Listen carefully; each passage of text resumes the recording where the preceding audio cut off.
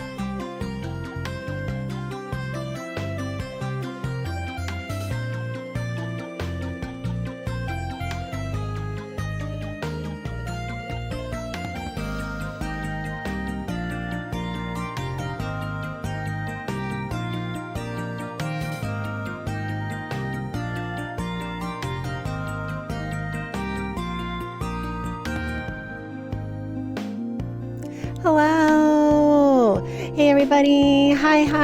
Hello. Welcome. Welcome to the Winter's Dream Cafe. Oh my god. Immediately. Hi. Hello. Hi. What is happening with those things? They're just stuck there. They're just stuck on my head?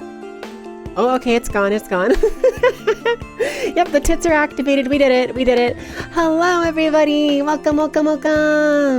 Happy Friday. It's Fluffy Friday, everybody. Woo! How are you all doing? I hope you had a good week. I hope you're looking forward to a good weekend. Anyone have any cool, exciting weekend plans or anything? Thank you, Mimi, for being the first fox today. Let's go. Wow, to you too. And Kat, thank you for pushing my girls button. Let me go ahead and push my girls button and send the girls tweet. Boop.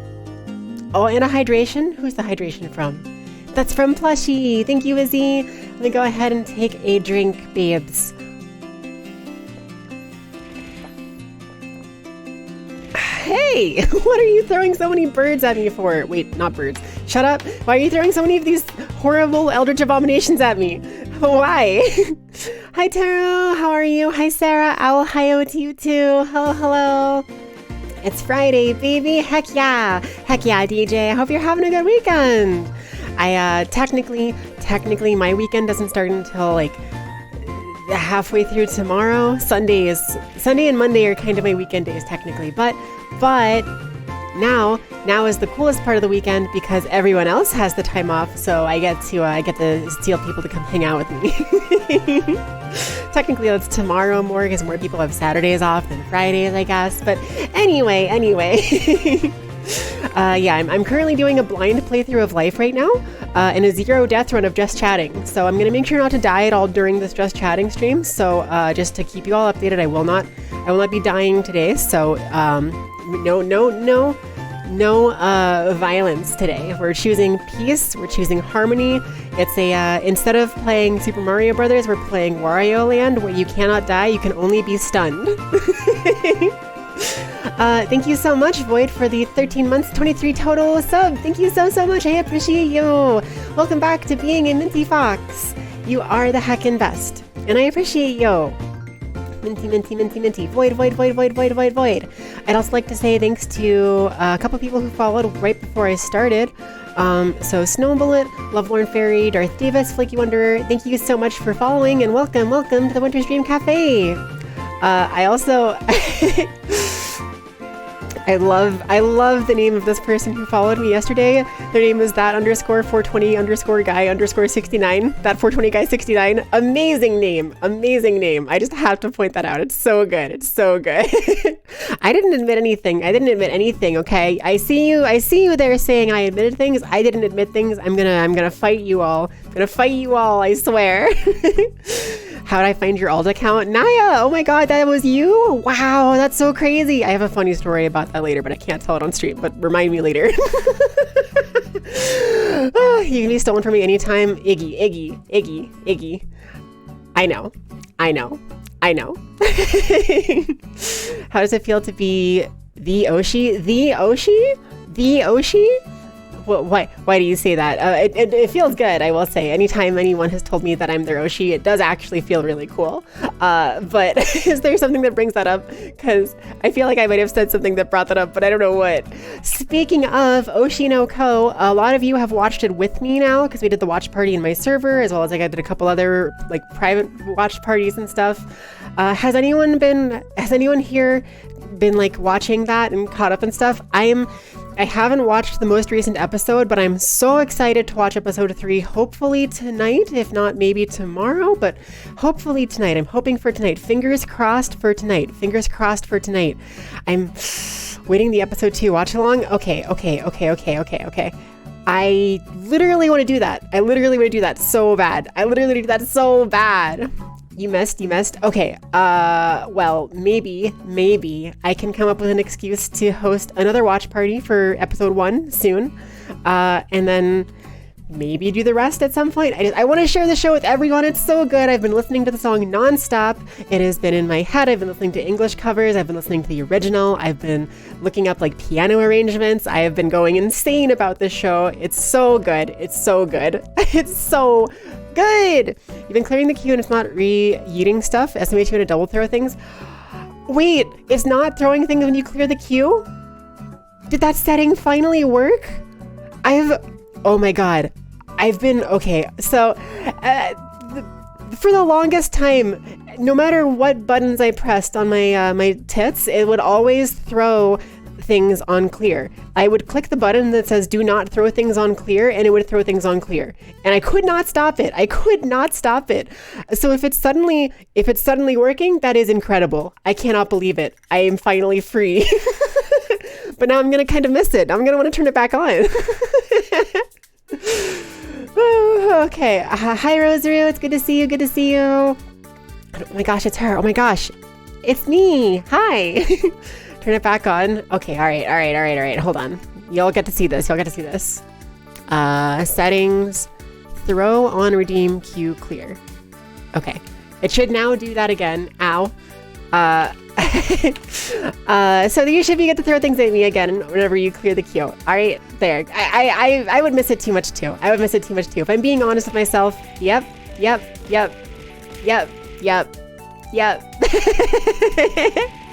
Hey. Okay. Also, hi Songbird, thank you for lurking. Have a good lurk. I appreciate you very, very much. I wanted to wanted to say, yeah, Kat, thanks for the suggestion. I'll be playing Arkanites today, but I don't have an emulator for it, so I'm just gonna play on my phone, and y'all will just have to trust and imagine the gameplay, okay? So I'll just be like sitting here and like not talking while I like click buttons on my phone and going every once in a while going, oh, she's cute, talking about how cute the girls are, and you'll just have to imagine what I'm doing. That sounds good for the activities for today, right? That sounds good for the activities for the day? She cute. True. Me with Naya, me when Dandy, hi, hello. It's an unvoiced visual novel, so it'll be even funnier. Well, what if I read half of the dialogue lines just to mess with everyone? So like I pull up Arkanites and I give you half of the story. Like every other line I skip, so the story is all chopped up and messed up. That way it's as bad as possible. Thank you for shouting out, Dandy. Let's go. Good call. I was gonna ask for that in just a second. Thank you. Me when girls. True. So true. Prime content today. Pog. Yeah. Prime content. I like, do you ever have the like, I'm sure you have to have experienced this in your life before. You know how like sometimes when you're not doing like something, or you're busy, or you're like out and about at appointments, you can think of all the things in the world you want to do, all the games you want to play. Or you think about like all these games I want to get through in my Steam library. You think of all like the games you want to play on your console, all the shows you want to watch or whatever. And then you get to the time where you actually get to like watch or play something, and it's like, what did I want to do again? My head is completely empty. There's nothing in here. You see this? This is full of rocks. This dome piece here, it's got nothing in it. I have a hamster. The hamster's dead. I've got a dead hamster trying to push a wheel, but it can't because I'm not a necromancer. Solid fluff brain moment. Head has only girl thoughts. Yeah, I only have girl thoughts. All I know is girls. I know a lot of people have been playing Honkai Star Rail, and like that seems cool, but I just am not that interested personally, because it's funny to say because it's like an old game at this point, but I'd be more interested in Genshin than Honkai. But I haven't even played Genshin, so like, but I should like it. So perhaps someday. Necromancer, necromancer, you mean necro hamster? Yeah, I mean necro hamster. So true. Hi, Kesa, good to see you. Hi, Potter. I will accept being called a bird, okay? All right, you think you're insulting me? That's not an insult. I like birds. I think that being called a bird is a compliment. I will accept that. Necro ham. So true, Shidora. Don't fall prey to the gacha. I won't. I'm too lazy to fall prey to gachas. I was interested in okay, I have poor person brain. So whenever I play games like that, I played Fate Grand Order a bit, right? And I never bought anything. I never spent money on it. And I tried to get free rolls by logging in every day. And then I was too lazy to log in every day. And then my phone had a glitch or something where the app updated but didn't keep me logged in, and it didn't I didn't remember my login information, but it asked me to use my, maybe I updated phones. I can't remember. It was a long time ago. This is a hazy memory. But I lost the account, and I was just you know what? I'm not even sad about this. I think I'm done with Fate Grand Order. And ever since then, I've just not really been a gacha person. The closest I ever came to it was being interested in League of Legends skins, but I don't play League of Legends anymore either. So I am immune to gachas. I have no whale DNA. I think whales are cool, but I have no whale DNA in my brain. All the whale VTubers, none of them have implanted their brain cells. All I have are the empty fox brain cells that don't understand gacha mechanics or why they're appealing. I understand kind of why they're appealing. It's the loot box thing, right? But I also don't understand. Genshin is only worth it if you played from the start. See, it seems like a fun game is the thing. I don't care about the gacha part. I just the gameplay looks cool because it's Breath of the Wild, action, dodging, fantasy, magic abilities, weapons, archery. That sounds awesome. But why have I not played it? I don't know. It's I'll get to the point where I download the game and then I will launch it once, maybe, log in or not remember my login credentials and have to remember them, and look around, be this is a lot of information, and then I close the game and then I don't play it again, and then I talk about it in 6 months about how maybe I should go back and try it again. You're addicted to the Gotcha Dead by Daylight, aka Identity V. Fair. I don't know what that is, but you're valid for that. At this point, you'd have missed so many story events you can't even view the cutscenes for. Are you supposed to pay attention to the story in Genshin? I thought it was just like a fun action game for the sake of being a fun action game. It looks cool but feels horrible. Okay, that's also fair. I'm pretty spoiled because of Souls-likes, right? Because of like Dark Souls and like Elden Ring and like Sekiro, especially Sekiro, and like Bloodborne. I am so spoiled on action games and the feel of combat being good in these games. So maybe I'm just a Souls player, not a Genshin player. Maybe I'm the Souls-like player. Story's pretty good, TBH. That's fair. I've never been one to get into like...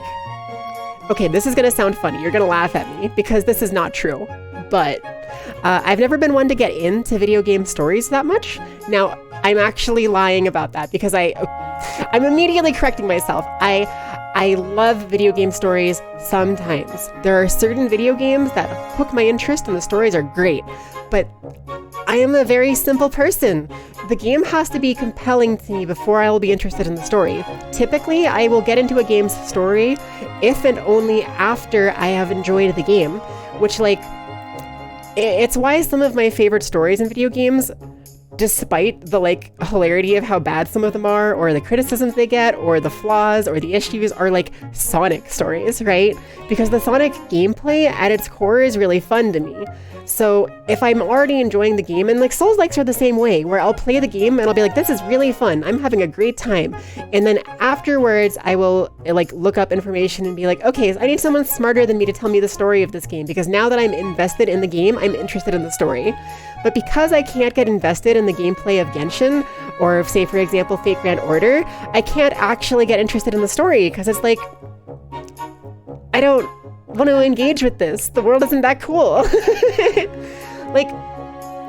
like one source of like storytelling in games that I'm especially interested in recently has been Dungeons and Dragons storytelling. I've been looking up a lot of videos about like lore for certain specific characters and like Greyhawk or Eberron or the Forgotten Realms or like whatever the D&D Wizards of the Coast things are, because I'm really invested in Dungeons and Dragons because the game is really fun, and I've like recently started up a game for a couple of friends that I've been running, which has been really cool. I'm using the like module, the Dragons of Stormwreck Isle, and like putting a twist on it, so that's been fun. But because of that, I've been super into the story, and like before that, it was like, oh, Elden Ring. Well, I'm really into the Elden Ring story, and because I've been playing a lot of the Elden Ring multiplayer, I've also been looking up a couple of lore videos on Elden Ring recently. And for a long time, I was really interested in like Bloodborne and Sekiro lore, because I love those games. They're just so fun. You could present me with like a game that has like the most obscure, hardest to find story, and if the game is fun and I get invested in it, then I will go and look up information about the story, because it's just exciting. Because like I do so I have like the ADHD hyperfixations, but I also have a little bit of the like autistic special interest type way of engaging with media, where once I get invested in something, I dig into it really deep, and I want to learn everything about it and talk about it forever. Like when I love games, I love games. I want to learn everything about them. I want to learn their lore. I want to learn about the characters. I want to learn about the history of the games, the backstories. I want to learn about the development processes. I want to learn like all sorts of stuff. And anytime I see any information like that, it's always like, ooh, let's go. Kirby lore got you like that? Yeah. I don't know that much about the Kirby specific lore. I have a broad knowledge of Kirby lore, but I've never dug in and tried to make sense of it all. So I just have a bunch of sparse pieces of random information, like about Kirby being like this, like god-killing creature of chaos. Boy, thank you for the 250 bits. PLAAAAAY. Super Mario Sunshine. Gelato Beach. Get Duck Dog. Oh, okay. I actually do want to play Super Mario Sunshine.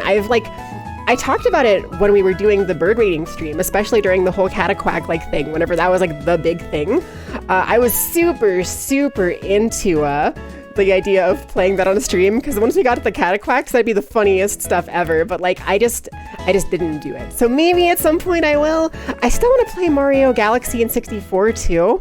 I have the like All-Stars collection, so I can play them, even though the controls are whack. They're so weird. But like, I still want to. I just, it's one of those things that has fallen into the kind of like pile of like all these things I want to do, but maybe not that I want to do the most right now, if that makes sense. Because like right now at the top of my priority list is like maybe trying out Omega Strikers, because it just came out, like it just got released, trying out the Pokemon Stadium mini games, and then like of course playing Celestes. There's also like Guilty Gear somewhere near the top there that I want to do lobbies for again, and like there's so many things I want to do, and I just like the ADHD pile of special interests. Yeah, the group of special interests that my brain is bouncing back and forth between like a pinball, getting flipped around and just like, woo, yeah. When the Oshi is relatable. It's so sweet that y'all are calling me your Oshi. I'm gonna cry about it. That's really, really sweet. I swear.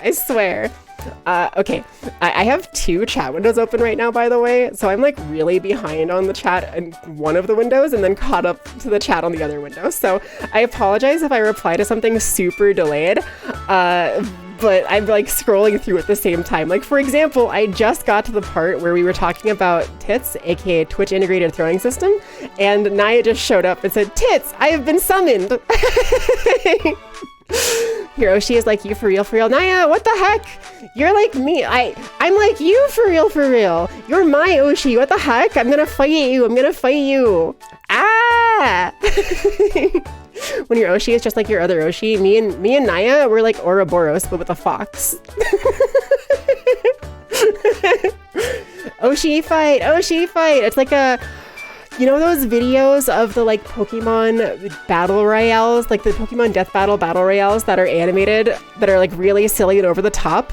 I really want to see one of those, but they're all VTubers, and like their lore accurate fighting powers are relevant, but also it's just like, it could just be very silly. If I was better at animating and was very dedicated, I would make something like that. Perhaps maybe someday. Insert SpongeBob scene. We're like sisters. Only closer. True. Hi, Kazik. Good to see you. And Nori, hello. Do I not have sub alerts? You subbed and nothing happened.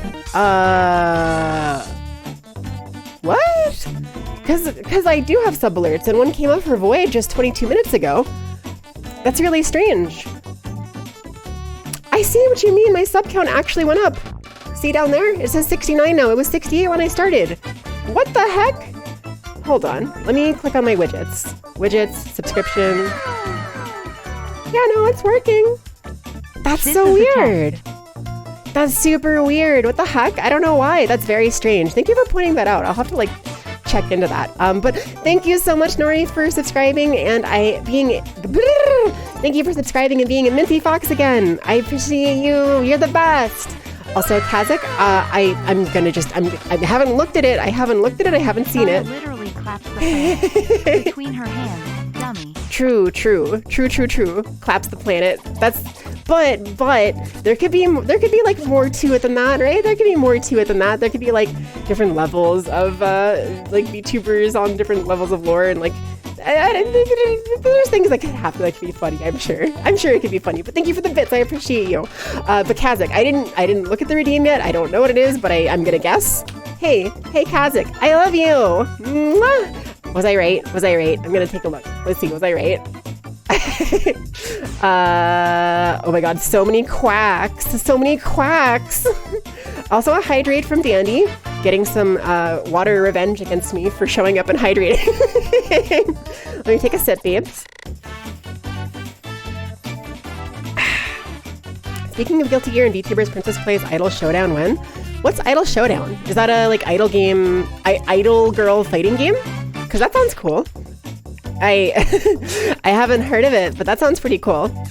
VTuber weight classes, size matter. It wasn't I love you. I called it. Well, easy peasy. I got you. Hololive fighting game IRC. Oh, Woo! Okay. I forgot about Hollow Cure. Oh my god, isn't there like a lot of updates to Hollow Cure by now? I really want to play that too. What the heck? That game is so fun. That game is so fun. I like completely forgot it. Your last message finished before...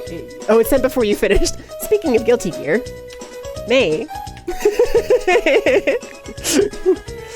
Kierstead, welcome.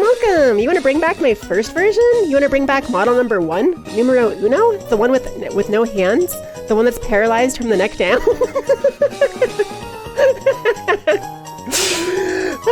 Totsugeki! Alright. Let me swap around here. Alright. Hello! Hi! Hey! It's me! I'm baby Yukime! Yukime number 1! Little sister Yukime!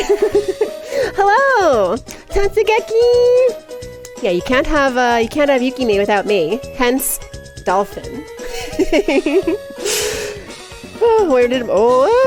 Oh gosh, my buttons are all messed up. Okay, hold on. There. That one does that. Original Mentishi's cute baby. Yeah, I was so baby. Can you believe how baby I was? Yuk one me. So true. It's so funny how like the core concept of the design, like white-haired fox girl with hair drills and like pink eyes, is still there. But I just like went from little sister to big sister. That's kind of like I just got like a little bit older. That's kind of how I describe that, because it's really kind of how it is, right? The ear wigglies. My new model has ear wigglies too. But yeah, everyone really likes the wigglies on this one. Everyone's a big fan of the Everyone's a big fan of these wigglies.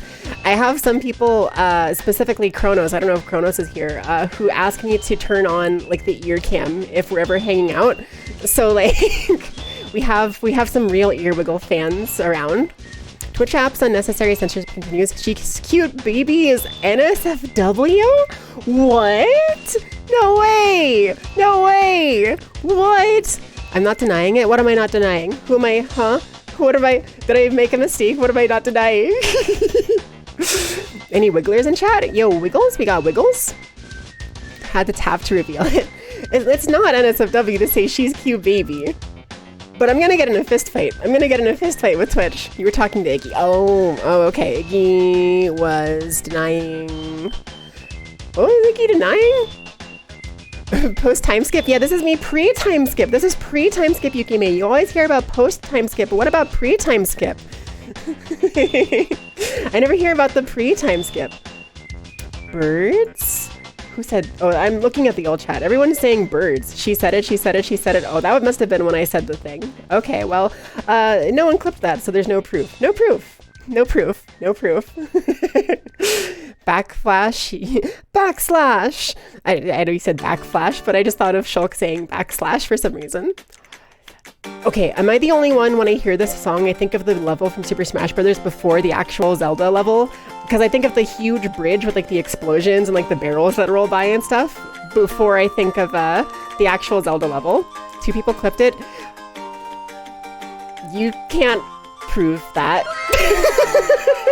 Listen, there's no proof, okay? No proof. Clip it on YouTube. Muhahaha. You will clip it on YouTube? Okay. That is technically a thing you can do. I suppose. You just thought of Shulk? Me too, bestie. Me too. I never played Xenoblade, Potter. I want to play Xenoblade someday, but I never actually did. I want to play Xenoblade 1, 2, and 3, because, like, Shulk seems cool, and then Pyrrha and Mithra, of course, are really cool. And then, like, the girls in Xenoblade 3 look really cute. So, like, I just want to play the Xenoblade games. There's so many games I want to play. Don't forget X. Who is X? Is X a character in Xenoblade? Songbird, you said you were working on your script for episode 5, and despite the script not saving, you actually came up with something better. Oh, what a happy accident! Oh, don't you love... Okay. So I've been working on a big editing project, right? I'm doing like a 25-minute long video on like a homebrew druid version for D&D, like a rework of the class. And don't you love when you're working on a long project and you don't remember to hit the save button, and then the program closes or your computer crashes or the program crashes and you lose a bunch of progress? Oh, you're approaching me? Instead of running away, you're coming right to me. Even though your grandfather Blast from the Joseph past! told you the secret of the world, like an exam, students scrambling that I to can- finish the problems on an exam until the Last moments before the chime. chime. Wait, Kazakh, I can I can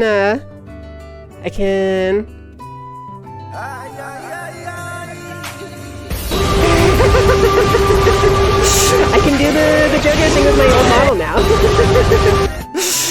It's perfect. It's perfect. The music is so good for the like Great Bridge in Zelda. Agreed. The music is by Sawano. Okay. I don't know. Is that like a composer for Zelda? I think.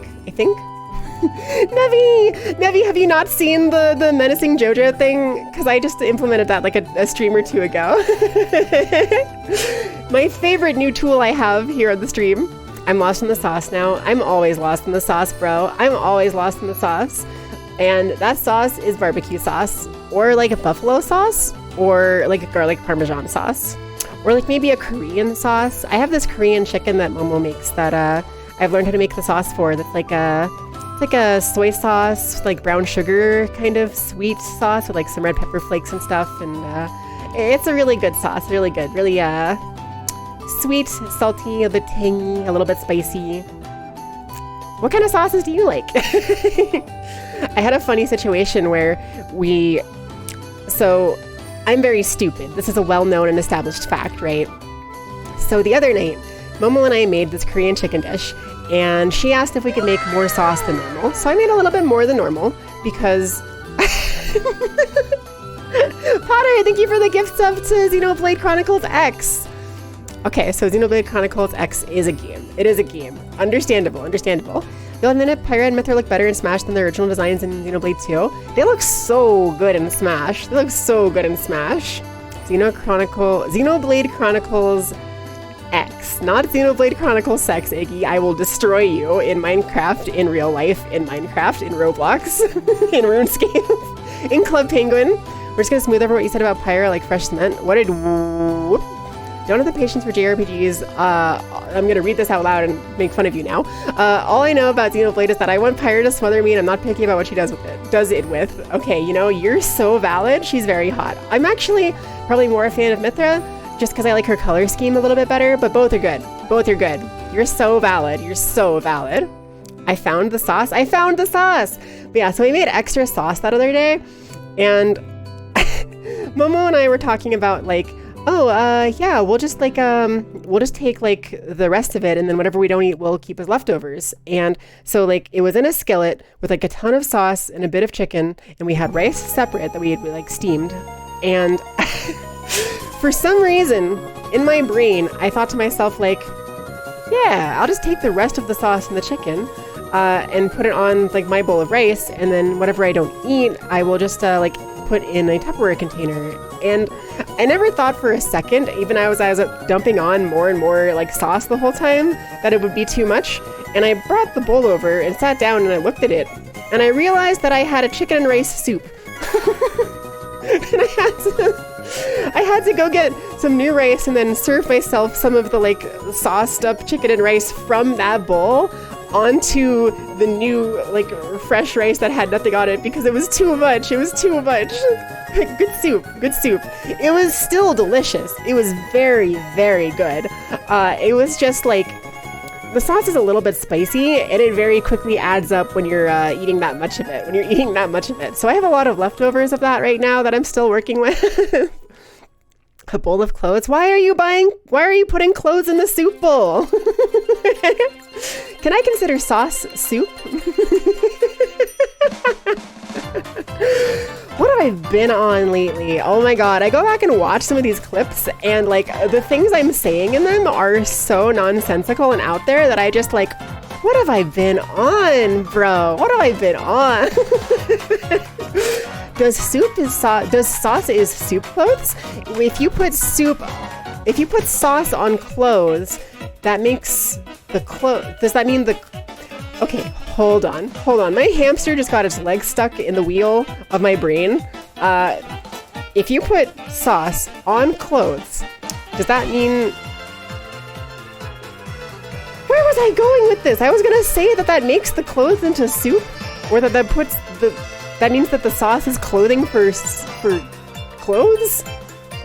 What is this? Clothing for clothes? What is this? Sauce for giant ants? Listen, comment. I don't know anything. I am incredibly stupid. You could even call me stupid.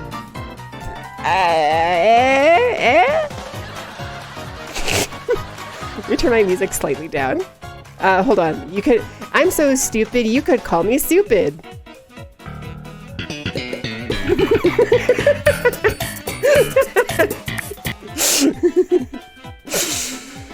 It makes your clothes dirty, wash them.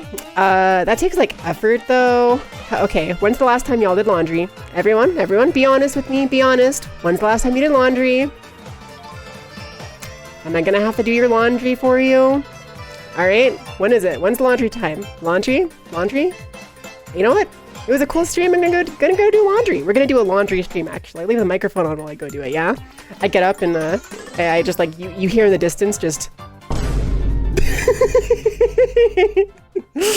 2 days ago? Actually, that's not bad. Last week, understandable. Are you all weekend laundry doers? When your parents visited a week or so ago? You're a bird, you don't need laundry? Okay, Nevi, you get a pass. Nevi. That makes sense. You have earned the right to not do laundry. Remind you to do laundry when the stream's over. Okay, I will actually literally do that. As long as I don't forgore, which is a very likely possibility for me. But if I don't forgore, then I will remember. And I will try my best to remember. Smashy Bros. I want to play more Smash Bros too. There was like a time period where I played some like Smash Bros lobbies and like they were hella laggy, but like it was still fun. I have to get my Ethernet cord for my Switch plugged back in sometime. That way I can do Smash Bros and like Unite again, like Mario Kart with like less lag. Because the Switch's Wi-Fi is like okay, but if you have the Ethernet adapter, it's actually not terrible, which is amazing for Nintendo. Online for Nintendo that isn't bad and is actually kind of acceptable. Not great, but acceptable. Unheard of standard. Do trees wear clothes? That's a good question, Iggy. Do you wear clothes? I think you do. I'm pretty sure I've seen you wear clothes before. So I think the answer is yes, trees do wear clothes. I'm gonna put a funny little hat on my trees and then they will wear clothes. So if a tree wore pants, would it wear them like this or this? You heard smashy bras? I was like, you know how you say like wrong words sometimes? I'm known for saying things incorrectly all the time. Whenever I see Smash Bros, I'm very tempted to say Smash Bros.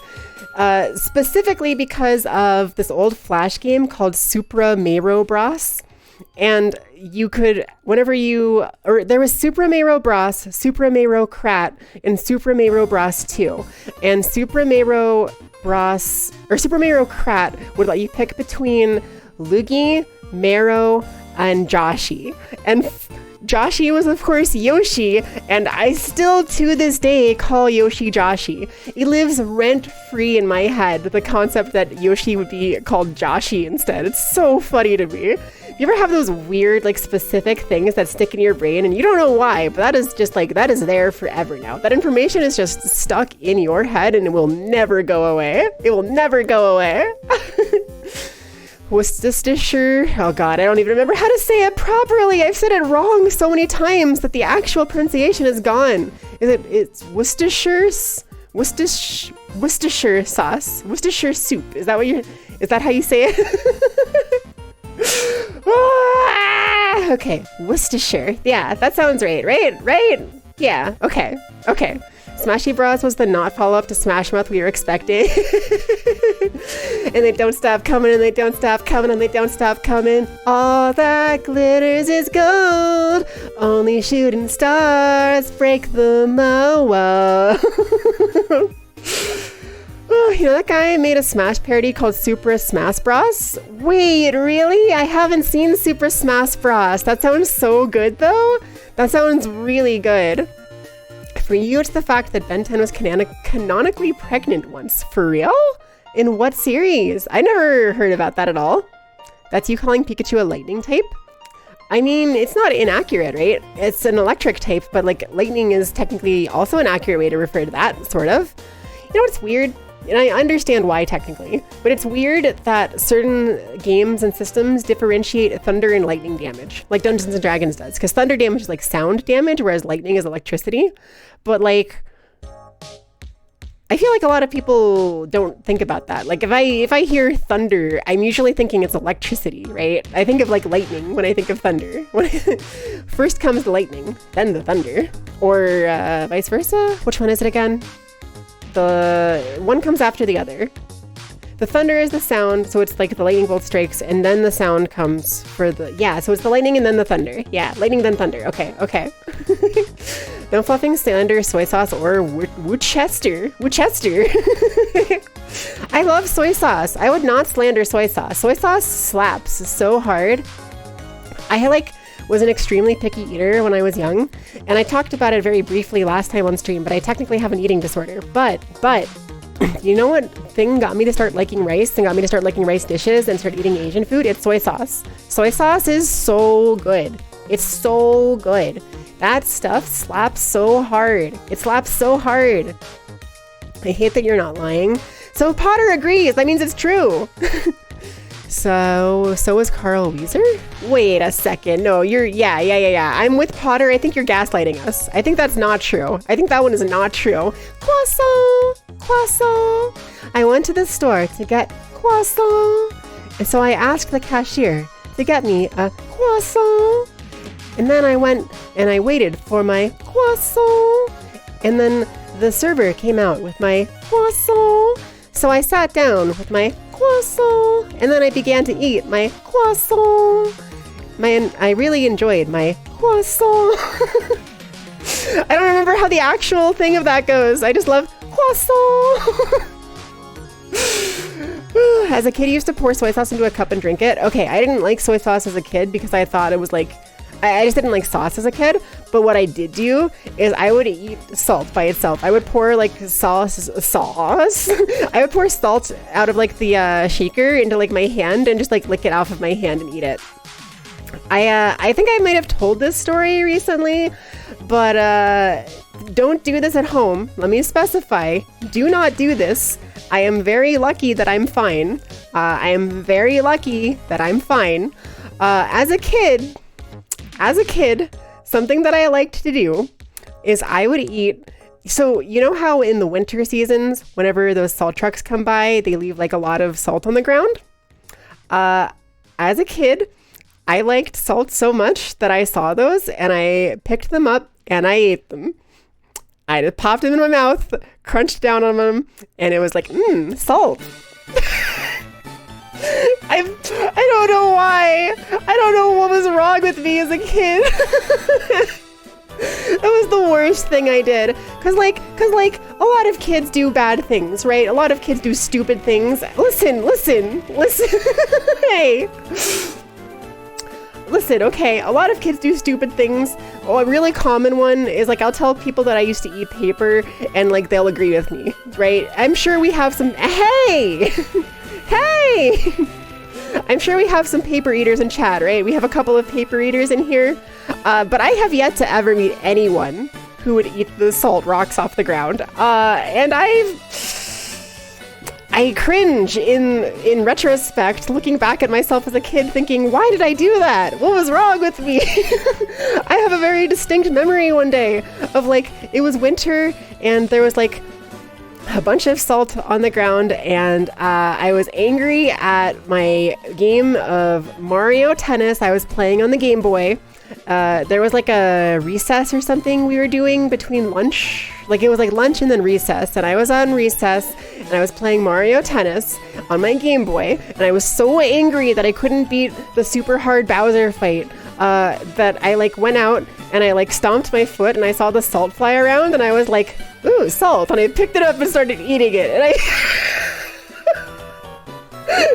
don't know why. I literally anger ate salt. I was like, I'm so angry, I'm gonna eat salt. Crunch, crunch, crunch, crunch. I don't know.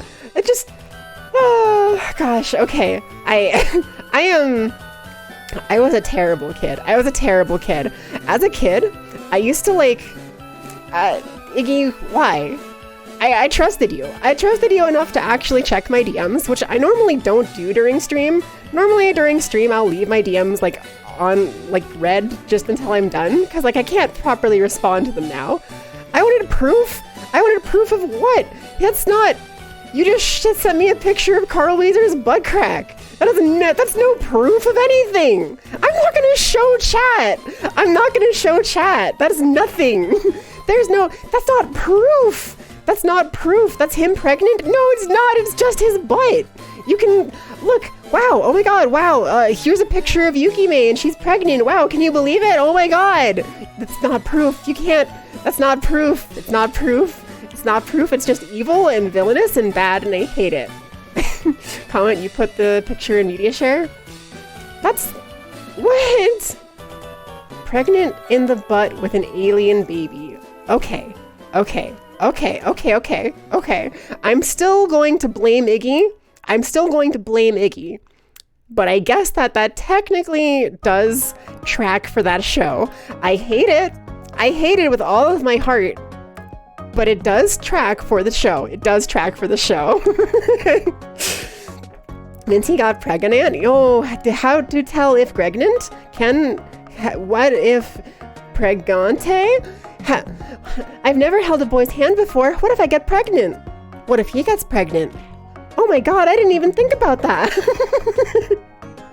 You've seen too much on the internet to know where this is going. The original model. Yeah, hi Perbrad. Hello. I got turned into 1.0 version today, so I'm 1.0 Yukime. Ahoy! Hi, Odayakana Arashi. Hello. How are you? You found proof? Yeah. Unfortunately, we have Gregnant Carl Weezer proof. We have it. We shouldn't have it. It's cursed and should be removed. It should be wiped from the earth in a flaming wave of destruction, but unfortunately it is not, and it exists, unfortunately. Can Minty Prangent Cataquack Malka? What? You're just saying words. It turns out you really can just go on the internet and say anything you want. Oh my god, not to bring up like political stuff or like heavy things at all, but I saw some truly hilarious bad takes the other day on Twitter. What about that like whole the shoujo thing? It was so funny. This one person was like, so they were talking about like fruit, right? And they were like, oh well, you know fruit actually cheated on her husband. And it's like, first of all, no, she didn't. Or if she did, there's no proof of it. Second of all, that's her private life, and why do we care? Like, why do we care? Third of all, it was really funny because this person replied to like that information and was like, wow, I've lost all respect for fruit. And I was like, hey, actually, there's no proof of that. And there is a statement from her saying that it's not true. And they just replied to me, well, I've lost all respect for her anyway. It's like, bro. So you just wanted to hate her. It didn't matter. You looked away for 1 second. Oh, I'm just talking about like a person who was being whacked the other day. Actual zero brain. It's so wild. Potter needs to see debatable, but you'll agree for science. Yeah, Potter, Iggy sent it to you. I'm sorry, Potter. I'm sorry. It's cursed. It's very cursed. And the stream has been cursed. Guess it's time to visit again. How have you been? I've been good. And Perbrad, I love you too. I hope you've been good too. I have been excellent. I have been streaming again. I've been enjoying Oshinoko. I've been playing a lot of Elden Ring co-op. You've seen me do some of it on stream with Naya and like with Mia. I have been playing like D&D and like getting stuff ready for that, which is like a video I'm making about D&D, which is really cool that I'm excited for. That I'm 24 minutes into the video editing process. It's probably going to be 25 minutes long, so I'm really close to done. I almost didn't stream today because I almost wanted to finish editing that, but that'll be soon. So look forward to that. I have been on a roll recently. I've been posting like shorts almost every day or like every couple days or something, which I've also been posting on TikTok. I've been like cooking like nice breakfasts and stuff. This morning, I made myself some nice crispy bacon and some like really good scrambled eggs. The best scrambled eggs I've ever made. The best scrambled eggs I have ever made. They were so good. They were that perfect amount of like, they were like, that just a little bit like soft and like moist kind of texture. That is like just the ideal scrambled egg texture. And I pan toasted some sourdough toast that was like buttered both sides and toasted it so it got a little bit golden brown on the ends, and it was just so good, so good. Do you ever have like do you ever have any weird food things you like to do? So like I hesitate to talk about some of these because some people are likely going to be like, that is sacrilegious, that is evil, that is horrible. How could you do this? How could you do this? One thing that I like to do sometimes, I didn't do it today, but sometimes when I'm cooking my scrambled eggs, rather than adding like salt and like pepper and like other seasonings and stuff, I'll just add in a little bit of soy sauce with it. And I actually really like it. I don't know what it is, but it actually comes out really good. I personally think that that's a really, really nice way to make eggs, that like, because it adds that saltiness the same way that you would with like adding salt or whatever, right? Let her cook, let her fluff and cook. Let's go! Yeah, I actually love it. It's so good. I've never seen anyone do it or talk about it though. I've never seen anyone talk about it, but like, it's great. It's so good. It's so good. And like, I do weird things sometimes just to see how they go, right? So like, a meal that I'll make for the household sometimes is I will steam some rice, I will make some bacon in the oven, and I will scramble some eggs. And then I will tell everyone, breakfast rice bowls are done. And everyone will just get a bowl, put some rice in it, put the egg on top, put the like bacon crumbled in, and like stir it all up. Maybe add in soy sauce if they want, or like whatever topping they prefer. Some people use teriyaki sauce. I tried going off the rails and adding lemon juice to mine, because I had a bunch of lemon juice. I got like an excess of it because we got like big bottles on like a Costco kind of thing. And I guess it's technically Sam's Club, but like I tried that. So I tried lemon juice in my like rice, and it added a really nice like zesty kick to it that I really liked. And to be fair, I am kind of a freak with lemon juice. I kind of love lemon juice way too much. I will just eat a lemon as is. But like, I like trying weird things with food sometimes, which is funny because I'm very picky, but like the things that I like in my foods, I like them so much that it's kind of like, it's hard to imagine that some of them wouldn't go together well, right? You'll eat a lemon? Let's go! Lemon eaters united! Hell yeah! You do that, you learned it from a Japanese omelet recipe? Oh, okay, cool. See, I've never seen anyone add soy sauce into the egg while cooking it. I've seen people have like fried rice with like eggs and soy sauce when they're like making it in like a wok or something, right? How you do it is you put like the rice in, and then you like scramble the eggs in the like wok, maybe like put the soy sauce in the bottom so it can kind of like burn a little bit, not burn, but like, you know, like it cooks nicely onto the rice. But I've never seen anyone scramble an egg by itself with soy sauce. And to be fair, I only use a little bit, just like a tiny bit, because it really does not need a lot. But the little bit goes a long way. It goes a long way. Have you tried soy sauce on popcorn? I have not tried soy sauce on popcorn. That actually does sound like it would be good though, because if you think about it, if you get like movie theater popcorn, they put like liquid butter on top, right? Or liquid butter flavoring or whatever. So it being like wet isn't actually a problem. It actually tastes really good. So I could see adding on something like soy sauce would add that like salty, good tang to it, but also it wouldn't be bad that it was wet. Because my concern would be that it would get like soggy. But if you don't add too much of it, I feel like that would actually be really good. I feel like I could see that being really good, for sure. Shokugeki no Yuki. Me for real, for real. Twinning. Do you also do the soy sauce thing, Proxy? Time to get back to work. Have fun, stream princess. Love you, and have too much fun throwing do other teams.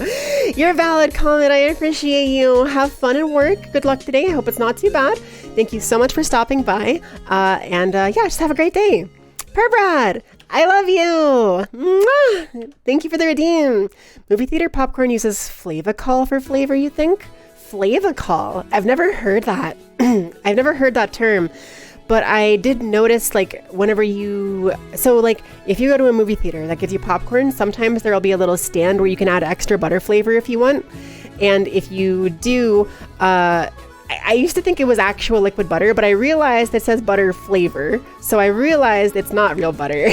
So if it's something called Flavacol, I could kind of see that. You've been adding Frank's Red Hot to a lot of stuff recently. Spaghetti, Red Hot chili, corn carne, Red Hot rice, Red Hot. That's fair. That's fair. Yeah, you're totally valid for that. I've been obsessed with like soy sauce. I've been obsessed with like barbecue sauce, and I've been obsessed with I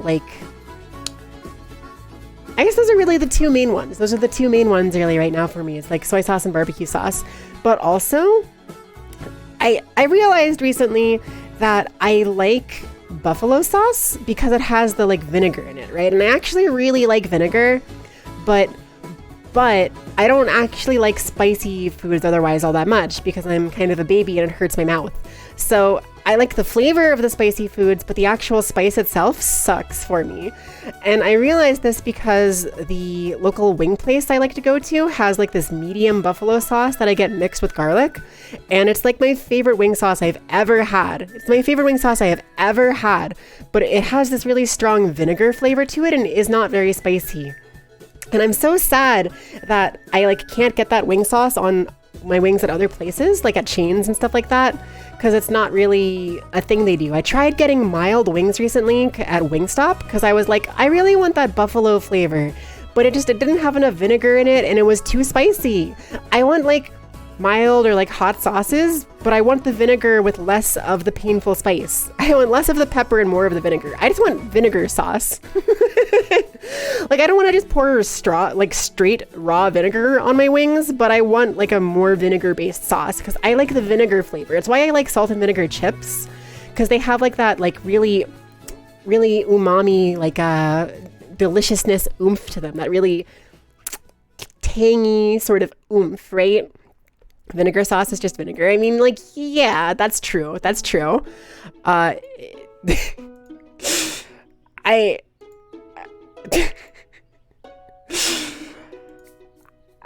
Iggy, what did you send me?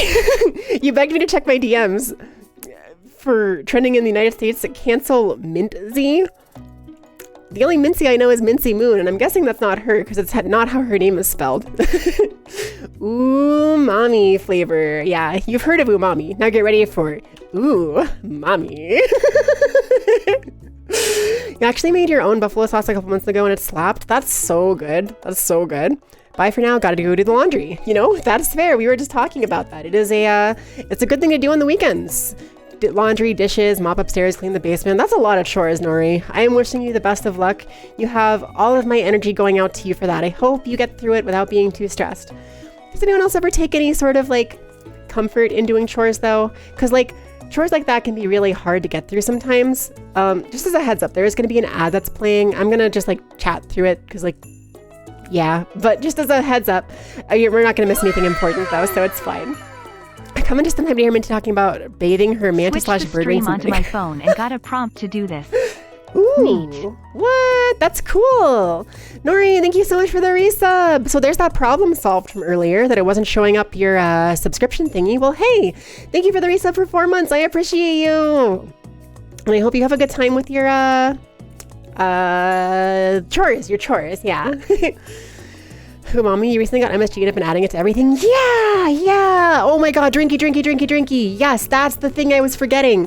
MSG, I've been adding it to everything. It's been so good. Oh, excuse me. I have been adding MSG to my chicken that I bake in the oven. I've been adding it to my like rice. I've been adding it to my eggs. Excuse me. I've been adding it on my toast, like just garlic toast and stuff. It's so good. My local grocery store just has like a big old bottle of it. It's not called MSG. It's called it's called something else I can't remember the name of, but it's just MSG. MSG is like this seasoning that is hard to describe the flavor of other than saying it adds umami to the like dish. It kind of adds like a savory sort of aspect to the flavor profile, and it goes really well with salt. Yep, like Kierstead said, it goes really well with salt.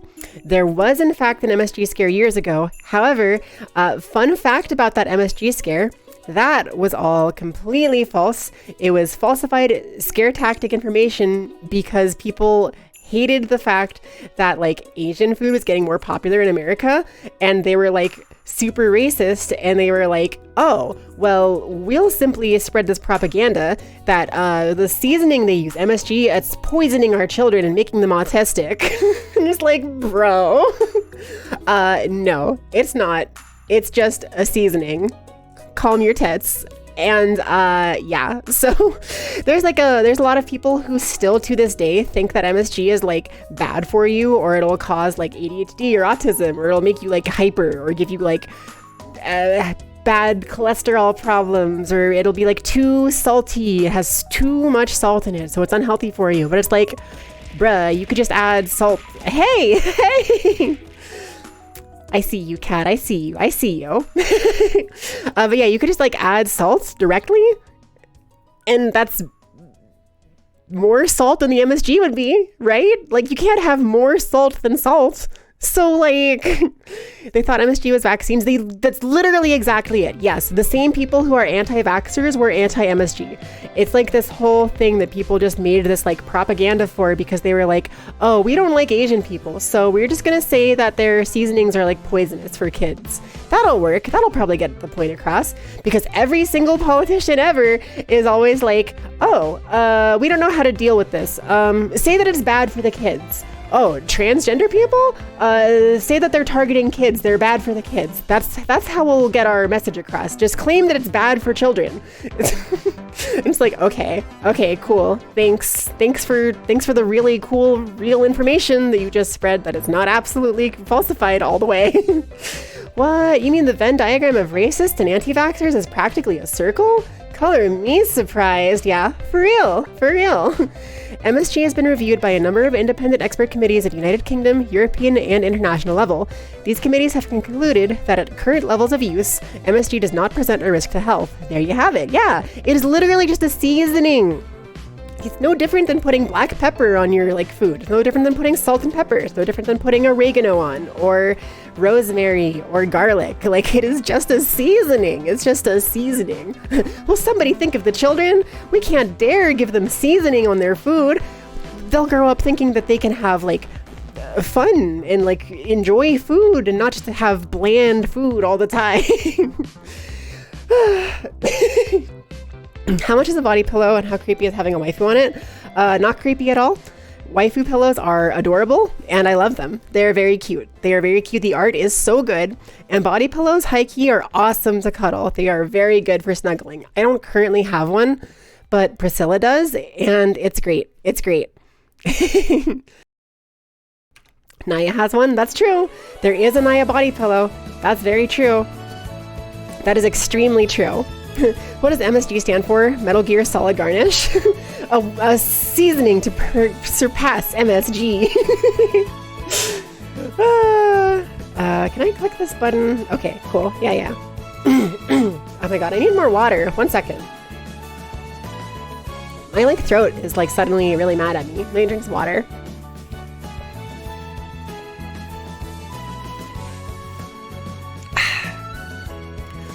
Whew. Okay, all right. You don't know Naya very well, though? Well, you should go start watching her content. No, but for real, you're totally valid. Accent. Yeah, that's what it's called. Drinky, you mad lad. That's exactly what my bottle is called. My like huge container. It is called Accent, and it is just MSG, but it is called Accent. I don't know why, but it's this huge thing, this huge like rectangular rounded sort of container with a circular lid on it with little holes on the top. And yeah, it was driving you nuts trying to remember what it was called. Me too. So thank you for doing that. I would literally could have like ran downstairs and looked, but like that would have been a lot of effort. So like, yeah. Thank you for the hydrate, cat. I will take another sip because I actually need it.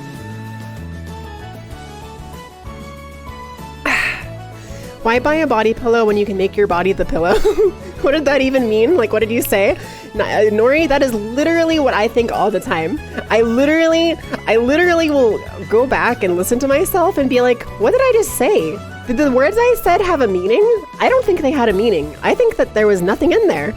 I think the words I said were completely without worth.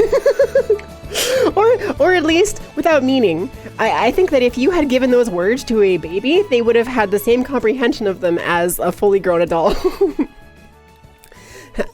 Please buy body pillow. Please buy the Naya body pillow. I am shilling Naya. You weren't even here? Yeah, well, we're just really gay, okay? We're really gay, and we were talking about body pillows, and you're the first person that we could think of that had a body pillow. So, body pillows are good. They're good. Accent of the flavor. Homie, watch y'all making your eyes go in it or something. No. It's like a flavor accent. You've never heard that term before? Like, it's a very funny concept that you would add like an accent to your flavor, but really, it is like a flavor accent. It's like a little umami to go with your rice or toast or eggs or whatever you feel like. If you ever watch, who is it? There's a content creator, the emotional damage guy. He does all the exaggerated caricatures of like the Asian parenting, because like I guess he probably grew up with them. Uncle Roger. He does a lot of cooking related content, and it's really funny because anytime that like cooking tips come up, he's always just like, if you're not sure what to add MSG. It's a good start. It always works. It's always good. Put it on everything. And I agree. It's so good. I don't put it on everything, but like I should. Steven, he started the emotional damage meme. Emotional damage. It's so good. His name is Steven? I actually didn't know that. Is Uncle Roger a character he plays then? Because that would make sense, actually. That would make sense. I don't know a ton about him. I've only seen a little bit here and there from like memes and stuff. And like Momo watches some of his content, so I've seen a little bit secondhand. You want Bob's and Butt Society? You call your excessive metabolism society. Won't let you. That's so fair. I also have I used to have a really strong active metabolism. My metabolism is fine now, but I mostly just don't get hungry enough to make that good use of it. But when I was in high school, I had the most hilariously insane metabolism in the world. I remember, so I was like very thin, right? Very short, very skinny. I didn't weigh very much in like high school, and I was just kind of presumed to be like this little creature. And then I would go to like a breakfast buffet. If you've ever been to a breakfast buffet, they're amazing. They have like unlimited bacon, unlimited eggs, unlimited like biscuits and sausage, and like sometimes they have breakfast potatoes, and they have like a bunch of really cool like things like that. And I would go, and I loved bacon so much as a kid that I would just get an entire plate full of bacon and eat the whole thing. And then I would go back and get a second plate and eat the whole thing. And I would go back and get a third plate. And then people would start asking me, so like, do you just have the world's most insane metabolism ever? And I was like, huh? What are you talking about? Hum. Because I was insane. I swear. I was the most ridiculous child ever. I finished that story. I didn't finish that story. I forgot. I got sidetracked. I forgot. I was the most incorrigible child ever. So when I was in like first grade, probably, I think, I was on like a school bus. I would commute to school. I would take a school bus, right? And I cannot for the life of me tell you what started us doing this, but somehow, some way, I was able to convince the 5th through like 8th grade crowd that was on the bus to throw me over the seats because I thought it was fun. They would like pick me up, and I was so little. I weighed like probably like, I don't know, I weighed very little. I was very short. I was the shortest person in my school. And they literally would throw me over several of like bus seats. And you know, like the buses don't have seatbelts. So like you could just like go around. And I did. I ran around. I was manic. I had so much energy. And I would be like, throw me. They would just yeet. And I would go flying over several chairs and just the whole way be like, whee! And I never got hurt. I was made of like a really rubbery substance or something because I was like immune to damage. But it's the most ridiculous thing that I ever probably did as a kid is like I convinced the other kids on the bus to throw me across the seats. I actually eventually got in trouble for it because they were like, you can't be doing that. You need to stop asking them to do that. You need to stop doing that. Like the bus drivers, some of them were laid back and didn't care. They like weren't being paid enough to deal with that. But some of them were like, no, this is not okay. This is not okay. Girl, babe, your cholesterol looking ridiculous. Damn, I like that though. Used to have half a chocolate cake added to homemade rice pudding every Sunday as a kid and you never put on weight. That's a lot. That's a lot of carbs. That right there. That's a lot of carbs. That's a lot of sugar. That's impressive. I don't have as insane of a metabolism anymore. Anymore. But that's like I said, mostly because I don't have that much of an appetite. I'm a small eater now. But for the longest time, my weight stayed exactly where it was, no matter what I did. I could eat nothing. I could eat 1,000,000 pounds of food. I could go exercising. I could go a month without it. It would not matter. My weight would not change. In the past couple of years, my weight has finally started to like fluctuate based on what I'm doing. So I'm able to kind of get to like where I want to be specifically. But I've always just been, this is your weight and you will deal with it. And it's always been small. The like biggest it's ever been has been like somewhere like a year or two ago maybe. And then I like started exercising more and got back down. And then I lost like 30 pounds before my surgery and have just been staying here. So I'm one of those people. Yeah. You hate people like yo. No, yeah, you're so valid, Naya. I'm so sorry. I wish I could share. I wish I could share. But now I have the thighs of a hot goth GF as a man who has yo. I want my teenage appetite and metabolism. Okay, based though. See, like the thighs are good. Big thighs are good. Big thighs are good. They are good. I'm actually sad because I haven't been able to work out ever since my surgery, and I'm gonna be able to do it again. I like technically could do it now, I guess. But I need to get a new Joy-Con for Ring Fit. But I need to get back to working out because I have lost so much of my like thigh mass, all the like muscle on my thigh and stuff.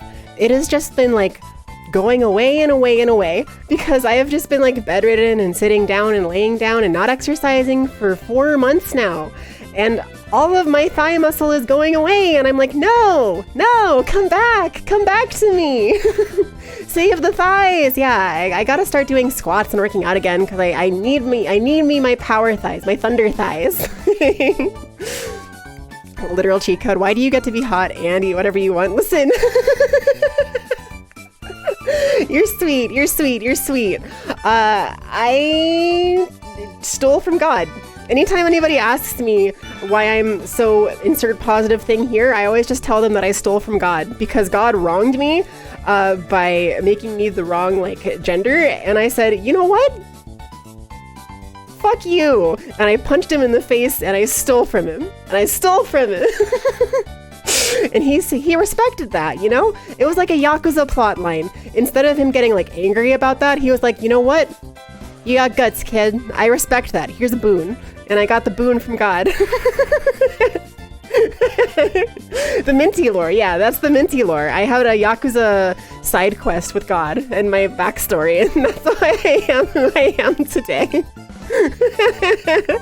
Oh, man, you miss your metabolism. All you got out of this is an ED. God, same, Rabbit, same. That's the one downside I have going on.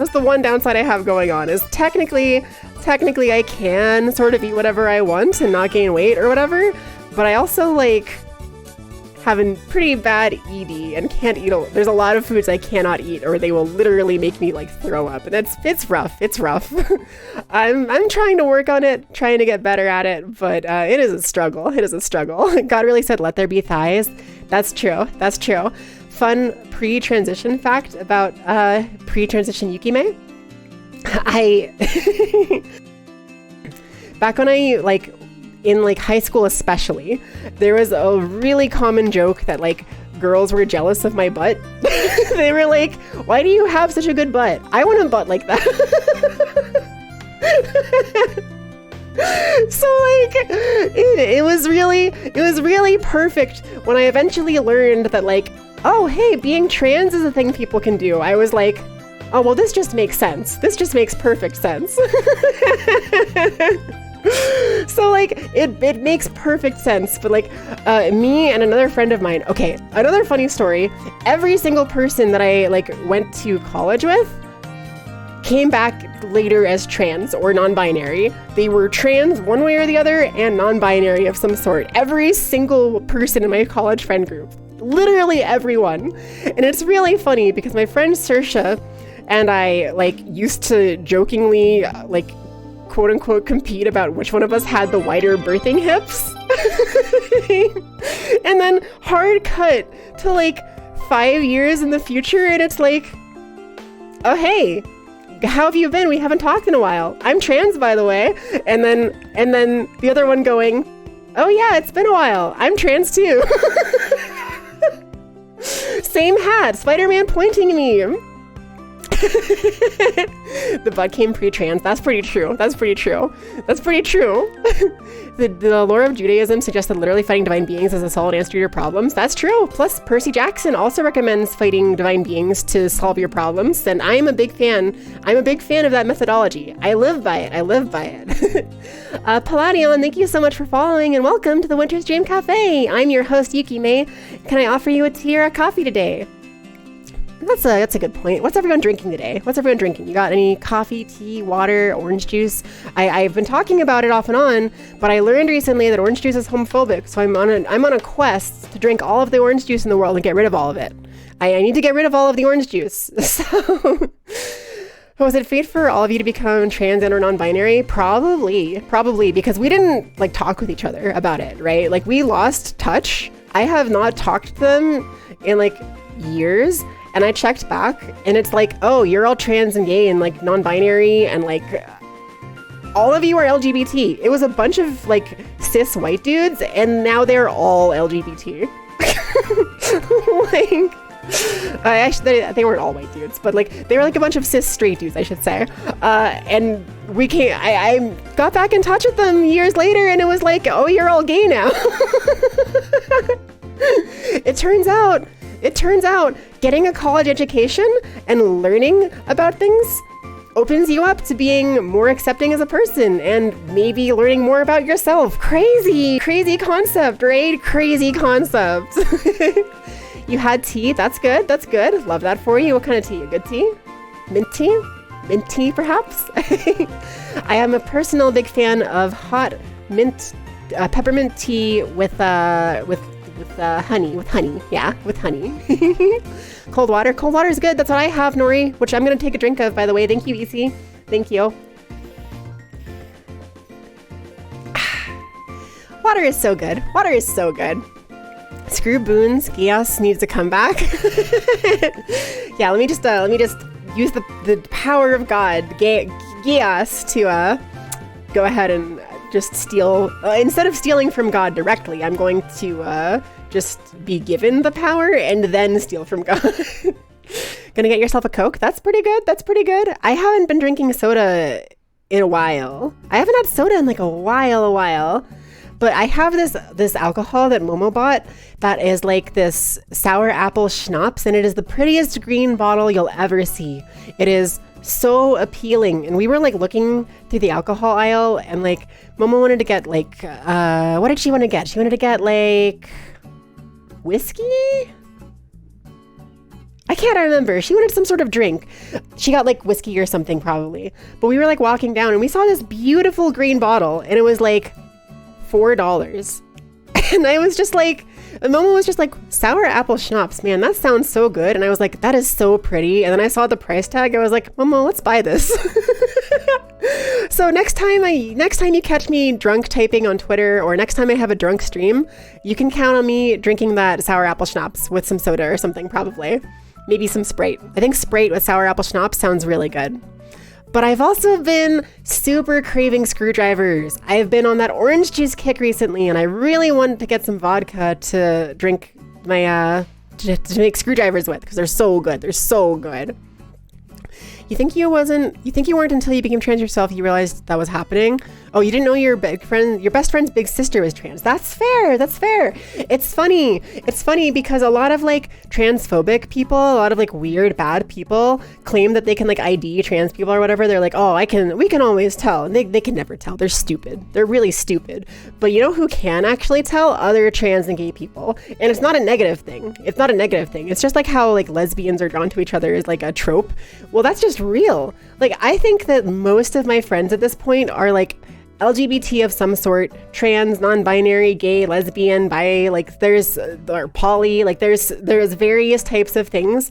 And we're just drawn towards each other, right? Like there's just this like understanding. So like for the longest time, it was really funny because I would dye my hair pretty colors. And then I would think to myself every time I would go out that it's like, this is my badge that says I'm gay. If you're gay, come talk to me. And every time I see anybody with dyed pretty hair, especially like really pretty girls or really pretty boys, I always tell them like, I love your hair. And it's really cute because people really like those types of compliments. I find on average, people getting complimented on their like dyed hair is one of the nicest things you can say to them because they put effort into that. They put time and effort into it. They chose that for themselves. And like getting that type of compliment just often makes them really happy. And it makes me really happy to see the like joy in them whenever I'm like, oh, I love your hair. It's such a pretty purple. Or I love the like pink streaks in your hair. Or, oh, I love your hair just in general. And like seeing the reactions is always so cute. It's so cute. I like learned at some point, a lot of people have anxiety about complimenting others, and I'm like an extrovert, right? But I wasn't always an extrovert. I used to just be a like outgoing introvert, if that makes sense. I was like a little quiet energy ball. I wasn't super extroverted, but over time, as I've like gotten into streaming, as I've gotten into VTubing, as I've come out and like transitioned and stuff, I've become more of an extrovert. And one of the things I've learned that made me more extroverted is that like You can always tell. Says that J.K. Rowling is a man. God, yeah, there are literally people are saying that. People were literally saying that. That was insane. That actually fluffing happened. That's true.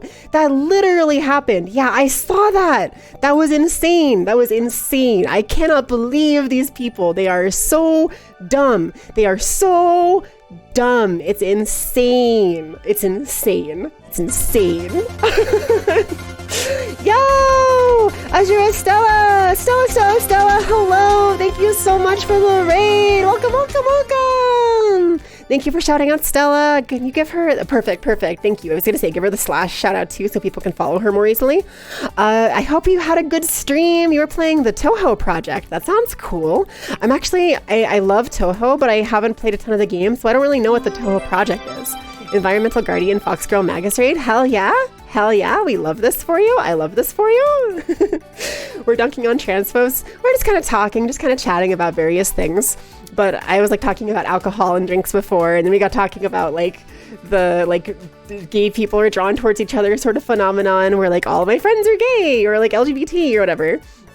But yeah, hello everybody, welcome. I'm your host, Minty Yukime. Feel free to call me Minty Yuki or Yukime, and thanks for stopping by here at the Winter's Dream Cafe. Go ahead and pull up a chair, and can I offer you a drink, some tea or some coffee? Thank you, Volithos, for following. Thank you. And Stella, I know how it is after streams, so if you gotta go take a break, you gotta go get a drink, go to the bathroom, go lay down, take a nap, whatever you have to do, go and rest yourself, girl. I appreciate you so much for the raid. That is incredibly sweet of you. And I hope you have a wonderful rest of your day. Thank you. You too are a gay magnet. Yeah.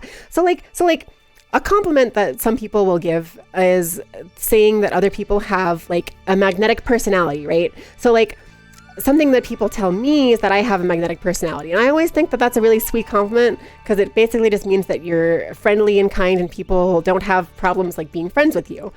So I take a lot of pride in that. I think that's a really good trait. But I think that gay people in general, like LGBT people in general, have that magnetic pull towards other LGBT people, regardless. Like they are just automatically drawn towards each other. There's like that inherent sort of like, oh, points, Spider-Man pointing, you're gay.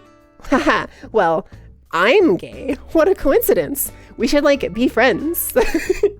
And like, there's a lot of upsides and downsides to that on the internet sometimes because a lot of LGBT people struggle with like boundaries. So I always tell people never feel bad asserting your boundaries, especially in online spaces, because it's very easy to let those things slip. But yeah, it's a safety thing, to be honest. That's true. It's so true. Koishi, I absolutely agree. It's like, because not that we don't, I have plenty of like cis or straight or like whatever friends that are super awesome and they're really cool and I trust them with my like all of my heart. But on average, I can typically trust that if someone is LGBT, they probably aren't a bigot, right? They're probably not someone who secretly hates me. They're probably not someone who holds some sort of belief that I should be like deleted. So like there's that like safety in that, right? It's a nice thing to know, hey, we have those shared experiences. Yeah, there's that existing shared experience. Exactly. And it's really cool. It's really nice. It's very, very nice. Like you can definitely have shared experiences with cis and straight people. And I think there are a lot of shared experiences that we have with like other people that are different from us, right? Different things, whether it's food experiences or situations in the school system. Like I think there's plenty of cis straight people who grew up as gifted kids and then dropped out of college because suddenly they didn't know how to study anymore, right? That's got to be a real relatable thing that plenty of non-gay people talk about and have going on.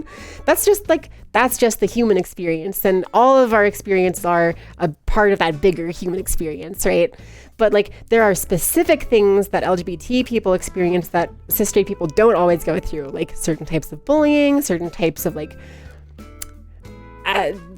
excitement and joy. There's like a certain level of freedom in being LGBT, right? There's like this level of not worrying so much about like cringe, or like a certain level of introspection, a certain level of like thinking about yourself and thinking about the things you like and the way you are, that I'm sure there are plenty of cis straight people who do, but not necessarily all of them do, right? It's not something that they are forced to do. They don't necessarily have to go through that. So you can have those shared experiences with them, but there's that natural draw to the people that we know have that exact same sort of experience as us, because it's like, hey, I know that if I talk to you about how I can look at someone across the room and be like, oh my God, they're gay, I am attracted to them, I want to talk to them, I want to be their friend, I want to play games with them, I want to go bowling with them. Like there's like that shared experience, like calling people twinks or arguing about top or bottom or talking about himbos being the best, or, you know, fill in the blank. There's lots of like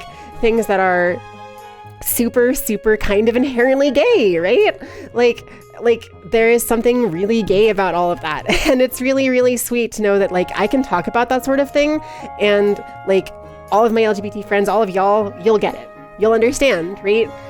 Being neurodivergent definitely has led to experiencing some forms of bigotry as a cis straight male. It has made me way more empathetic towards your LGBTQIA plus friends. Yeah, that is super valid. And like, that's the other thing, is it doesn't always have to just be LGBT specifically. It doesn't have to just be trans or gay or lesbian or whatever experiences. It is more of a shared like minority experience, I guess, sort of a shared like we are oppressed together experience. And that's kind of why I think that like some cis straight people, especially ones that are like poor or deal with like, you know, just general like poverty struggles, they have like bad jobs, they have like frustrating managers, they maybe aren't neurodivergent, but they were traumatized or something like that as a kid, or like made fun of or bullied, like even if it didn't necessarily affect them long term, if you are like oppressed in some way, bullied or made fun of, then you can kind of understand those shared experiences. You can kind of get it, right? You can kind of be like, oh yeah,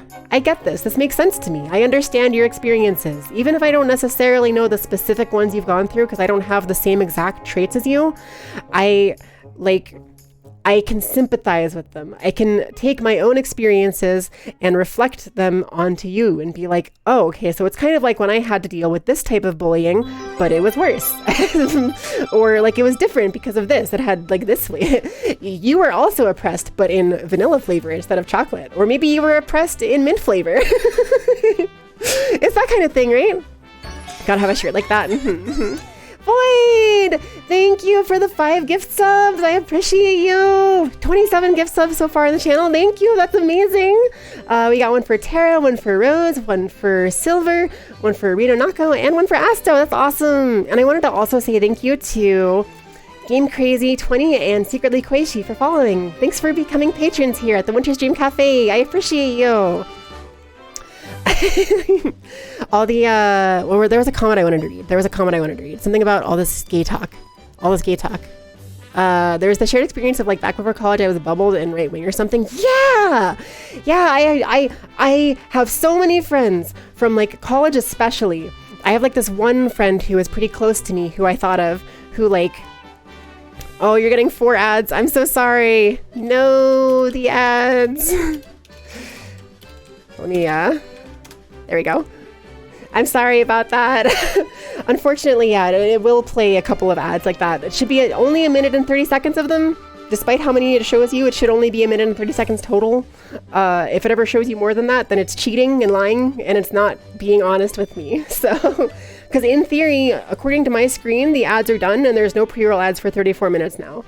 So there won't be any more ads until 27 minutes from now, where another 1 minute 30 will happen, in theory. How come your Twitch... Gee, Proxy, how come your Twitch lets you have 4 ads?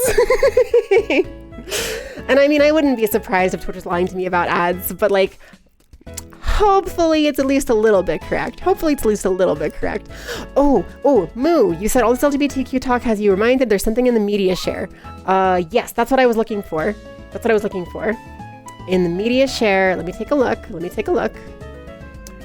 Sam Max out of context? That's fair. If we go to a media share, I will definitely check that out. Thank you. Maybe we'll do that like tomorrow.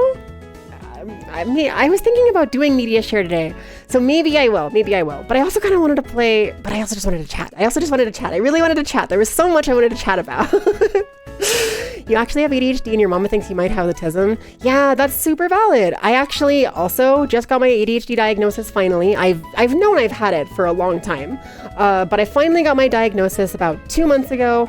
And wait, no, it was in the end of January, early part of February. So 3 months ago now, about 3 months ago, I finally got my ADHD diagnosis, and I would be surprised if I wasn't also somewhere on the like autism spectrum, at least a little bit, like maybe like the Asperger's, like quote unquote higher functioning end of it or whatever, even though the term is outdated now or whatever. I at least have a lot of shared experiences with those types of people, right?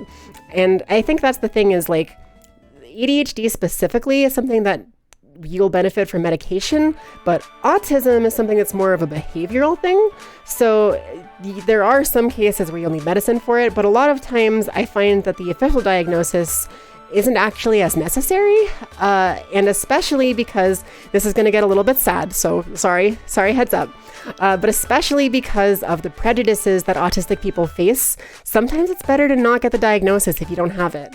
Like, I think that I probably have some form of autism, and I think there are lots of adults, especially people in our like 20s, maybe like people up to their like 30s, even in their 40s I've heard of, that have autism that didn't learn they had autism until like just recently, like the last couple of years or so, right? People are finally getting their diagnoses and stuff, and they're finally learning like, hey, I actually have this problem. This makes sense for me, right? And they're fitting into these spaces, but the really sad fact is that there's a lot of like bias against people with autism. And I think it was Georgia that recently just passed a bill that said that if you have autism, you just cannot get gender affirming care. You cannot be trans and autistic, according to Georgia, apparently. And that's stupid. It's really Missouri. You're right. It was Missouri. Yeah. And that's really stupid. And I really hate it. But it's kind of made me abandon the idea of trying to get my own autism diagnosis figured out, because I don't really need it. It would have been nice to get like a professional's opinion and get like their thoughts and like maybe advice for what the behaviors I should be looking out for and like improving on and stuff. But the thing is, I don't want to deal with that.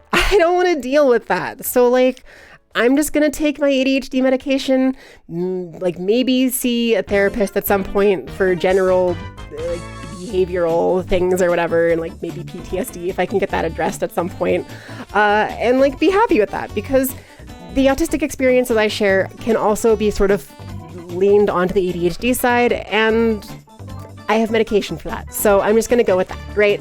Like it sucks, but yeah, Yuki, you ADHD fox, focus on one of the activities, not all the activities, but I want to focus on all of the activities. Mana Mistwalker, hi Mana, it's good to see you. Hey, I almost missed your message. I also apparently missed a fox fact, so let me check that out. Where was that fox fact? Did I miss one?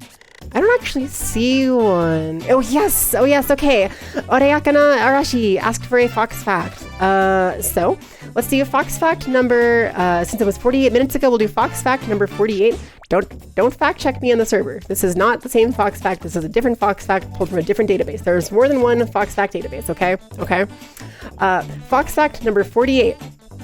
Did you know that foxes, instead of having the same taste sensors that humans have that allow them to taste like bitter, sweet, sour, umami, or whatever, like there's like a couple other ones I can't think of maybe, foxes have 3 taste sensors. We have sweet, we have sour, and we have gay. And gay is like this really cool, unique flavor that's really abstract and hard to describe, and it covers everything else that isn't sour or sweet.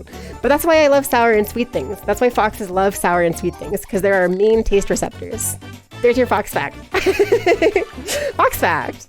Honestly, ADHD and autism have so many shared factors. Yeah. Hey. Oh my God. Who did that? Cat? Was that you? I see you. She do be tasting the rainbow. Yeah. The Skittles didn't know, but they were actually secretly marketing towards foxes. Like you thought it was like a gay campaign, because like rainbow for LGBT, like the Roy G. Biv rainbow, but actually, the Skittles executives are foxes. Yeah, many people don't know that.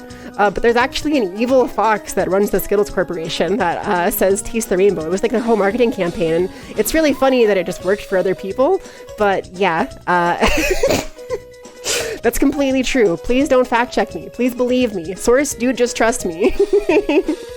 So that's what Skittles means. Yeah, exactly. Did you see 150k redeem option? Time to never spend points? What even is that? I don't even remember what that is.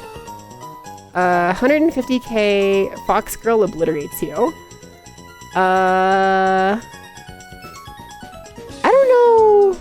Is that the one where I ban you? I think we talked about that on stream a couple weeks back. I think we were talking about how people liked the redeem that they used to get. Do you want me to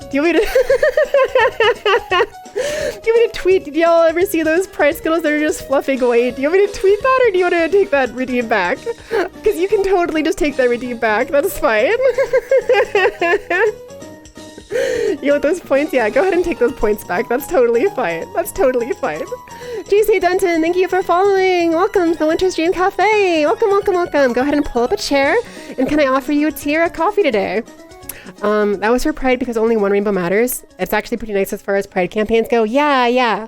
It's a funny campaign out of context, because you could take that out of context and be like, oh, wow, gross. They're saying it's like straight Pride. Huh. But actually, if you like paid attention to it, that was their whole marketing thing. Was they were like, our rainbow for Skittles is not as important as like the gay LGBT rainbow. So in theory, the idea was really nice, actually. It may not have been implemented the best, but yeah. DK64? Oh, which one are we listening to? 30 minutes. This is Funky's Armory. Yeah. Good ear. Kat just added kissing them as a permitted term on Automod. Who's kissing who? Koishi, you wanted a Discord link. Thank you, Volathos, for sharing that. If you ever need a Discord link, though, you can always do !Discord in the chat also, and that will just bring it up for you. But yeah, please feel free. And thank you so much for joining. Skittle lore.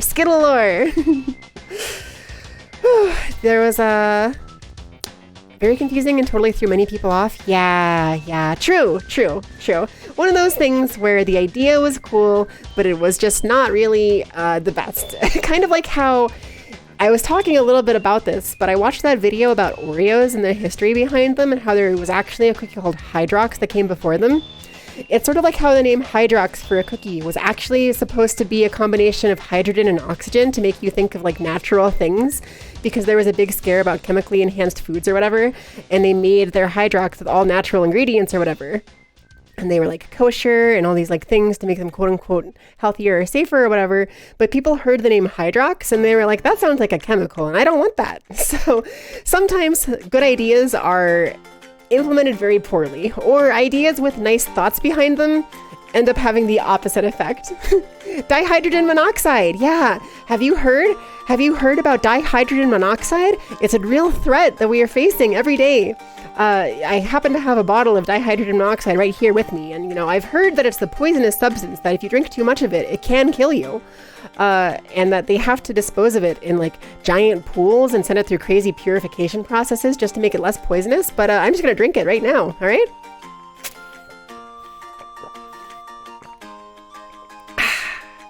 Yummy dihydrogen monoxide. For any of our less chemistry pilled friends, no, it's poisonous. It's because water is H2O, which is hydrogen 2, oxygen 1. Therefore, dihydrogen monoxide. I remember I saw like a scare campaign for that back in my like 3rd grade science class. I have all of my best science class memories from my 3rd grade science class, actually. I have so many funny memories from that class. That teacher was amazing. And it's really funny because we learned about dihydrogen monoxide there, and she was like, so, yeah, it's just water, and all of the things on this page are false. They're all lies. Gotta share a link. Do you have a link to that website about the dihydrogen monoxide scare? Because, like, I remember that website.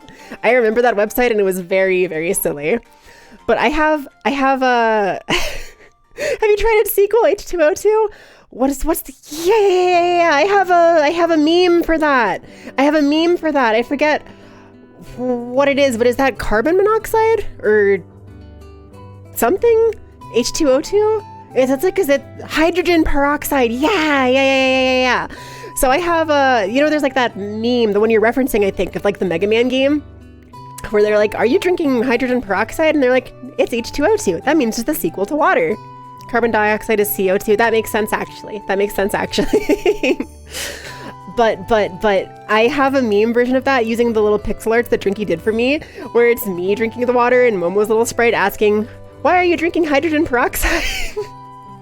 And I love it. It's so good. It's my favorite meme. I bring it up anytime anyone brings that up. And they're always like, you are so ready for this. Things on this page are all true, just misleading. Oh, are they? Okay. That's interesting. Classic. Use it on cuts and you can rinse it with it and even clean your ears every once in a while. Very diluted, of course. Wait, really? Hydrogen peroxide is like... It's like that stuff that comes in a bottle that you use for like bee stings and stuff then? Is that right? You use like baking soda? Or not baking soda, toothpaste? Do you use toothpaste with it or something? God, I can't remember. I was stung by a bee once when I was a kid and they did something with like toothpaste and like, I think hydrogen peroxide maybe? But I cannot remember. Oh, but I wanted to say, that science teacher, my funniest memory from that science class, my 3rd grade science class, we were learning about gravity and like mass and weight and the difference between mass and weight and stuff.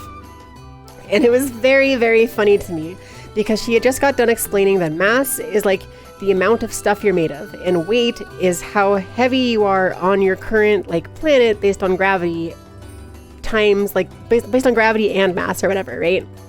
So it was really funny because she asked this like other girl, like, so if you go to space, if you go to the moon, are you going to lose mass or are you going to lose weight? And she said mass, and she wasn't totally sure of herself. And the teacher just busts out and goes, no, you wouldn't lose mass. If you lost mass, all the stuff would be all flying out of you everywhere. And that particular way of saying that just really tickled my brain so good. It really made my brain so happy. It's just such a good way to describe that. All the stuff would go all flying out of you. The Wither Boss. Thank you so much, the Wither Boss 3000, for following here at the Winter's Dream Cafe. Go ahead and pull up a chair, and can I offer you a tea or a coffee today? So I just had my car repaired, right? Just yesterday. I had to take the car to the mechanic because the check engine light came on. And it was really funny because the car is under warranty. It's under warranty. So I was like, okay, this is fine. They'll probably cover most of it with the warranty, right? And they come back and they tell me, okay, so your car has like a messed up thermostat. The thermostat needs replaced. And while we were doing like checks on it and stuff, we learned that your brakes are actually a little bit old and they probably need replaced too. And it's going to be $450 if you want to replace your brakes. And I was just like, you mean the thermostat is free, covered under warranty, the thermostat, the thing that tells me how hot or cold the car is. But my brakes, the thing that stops me from crashing, the thing that keeps me safe and prevents me from getting in accidents, is not covered under the warranty at all? like for real? The thermostat is what keeps the engine at the right temperature? Okay, that's actually fair. That's fair. Fluff it, no brakes, full speed! Woo! So true. Does DMing pictures and videos of foxes disappearing or being Goombers count as conversation? Yes. I think that counts as one of the best types of conversation, actually. You misheard fluff it? Fluff it.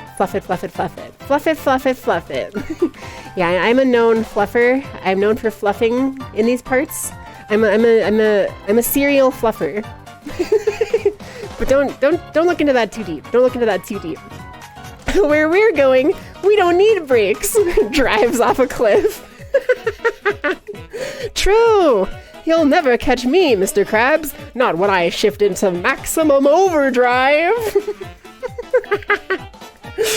Let's get going. Have a good stream. Thank you, Game Crazy. Thanks for stopping by and following. I hope you have a wonderful rest of your day. Thanks for hanging out. Minty is a mother fluffer. That's me. I'm the mother and the fluffer. That means that I'm a mother fluffer, right? I mean, you do call me mommy sometimes, so like, I think that counts. I think that counts as being a mother fluffer. Fluffing while coconut mall plays in the background. Yeah, you're getting totally coconut mauled. Can I tell you a funny thing? I didn't know about the coconut ball meme until years after it was a thing, because people started like hitting me with the like, get totally coconut mauled. It was on stream like a year or two ago, I think. And I was just like, what are you talking about? Why am I getting coconut mauled? And meanwhile, I had this song playing. This song was playing in like a playlist of like songs that I had for stream. And I was just like, what are you talking about? Why am I getting coconut mauled? I didn't understand the meme. The coconut maul, M-A-U-L. I want that to be a weapon in Elden Ring. Excuse me. A new toothpaste came out. Dentists. Dentists hate her. You'll never catch me alive. Drives to the coconut mall. They said you could never teach a llama to drive. Well, little did they know. Brakes may be covered into the bumper-to-bumper part of your warranty, but not the powertrain part of the warranty. Oh. So, like, that's interesting. I might have to, like, look into that then. I don't know very much about cars. This is the first car I've ever owned, so I don't know a whole lot about it. I do, thankfully, know to take it for oil changes regularly now. I did not know that when I first got it, and that was a problem. Fun fact for anybody who ever has to own a car, you have to get the oil changed every so often, and the car does not tell you how often you have to get your oil changed. So you have to just remember. And if you have a nice place that changes your oil, maybe they'll put a sticker on your window that tells you when the next time you have to get your oil changed is. But if not, you better mark that on your calendar, because you have to remember. And if you don't remember, it's going to be very bad for your car very quickly. I wish that somebody had told me that whenever I bought my car, but I was just like, oh, my car has like a computer that tells me like warning signs, right? It has like lights that turn on and like things that tell me when problems are happening. So if I need to change the oil, it'll tell me, right? It never told me. The car I have is a 2019 Hyundai Elantra. It's like the value version or whatever.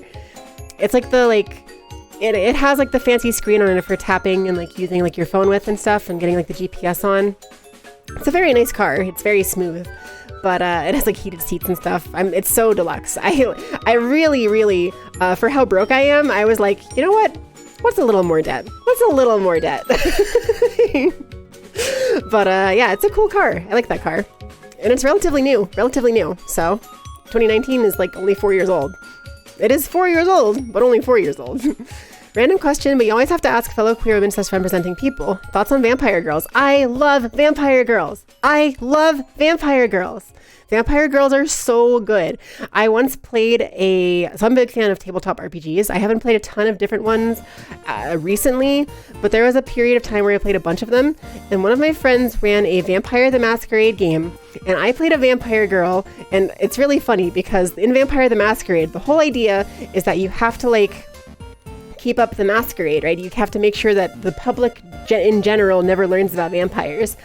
So I played a girl who was a Twitch streamer, and she became a vampire and kept on streaming.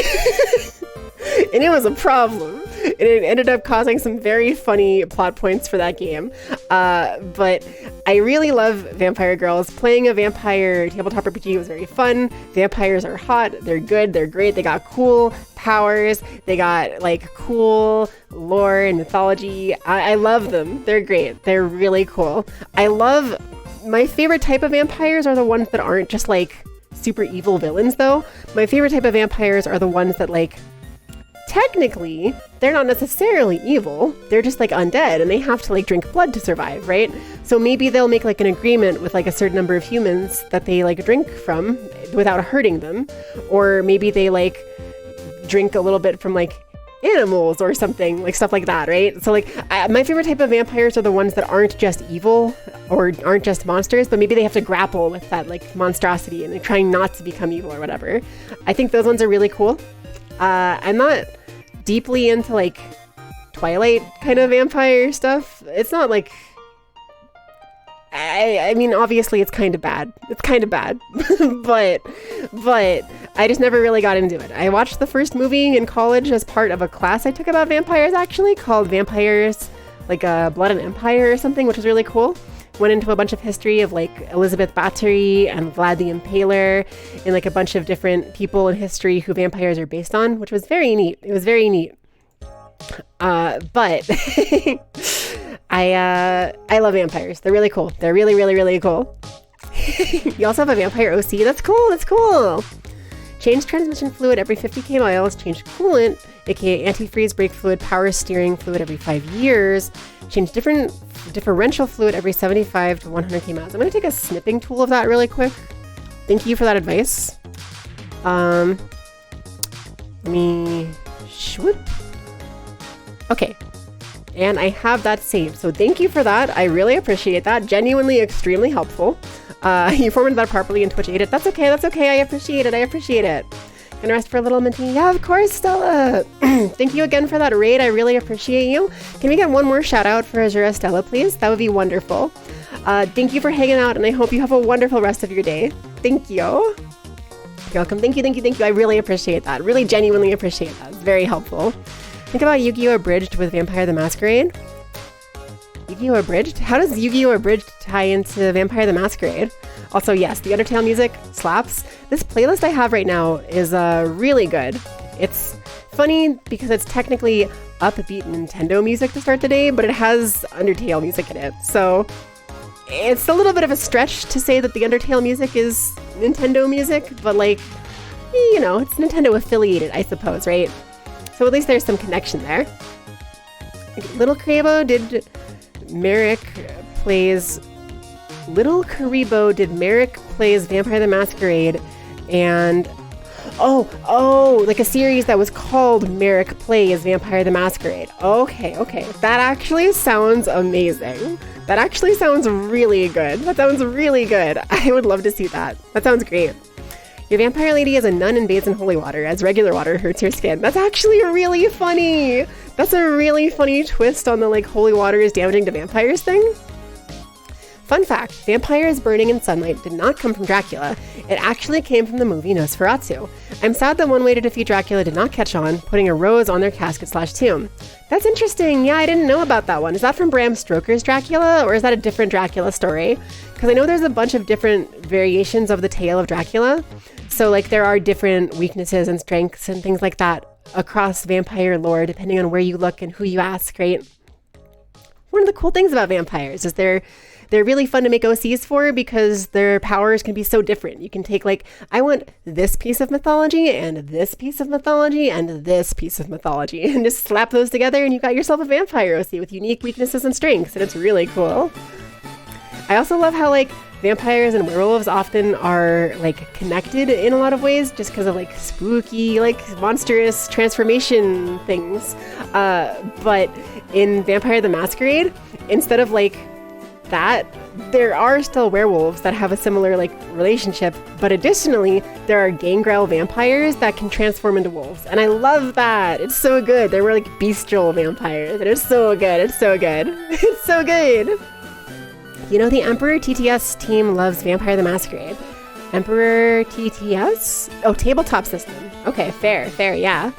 I love when tabletop RPG games love other games that are tabletop RPGs and take like inspiration from them. It's really cool.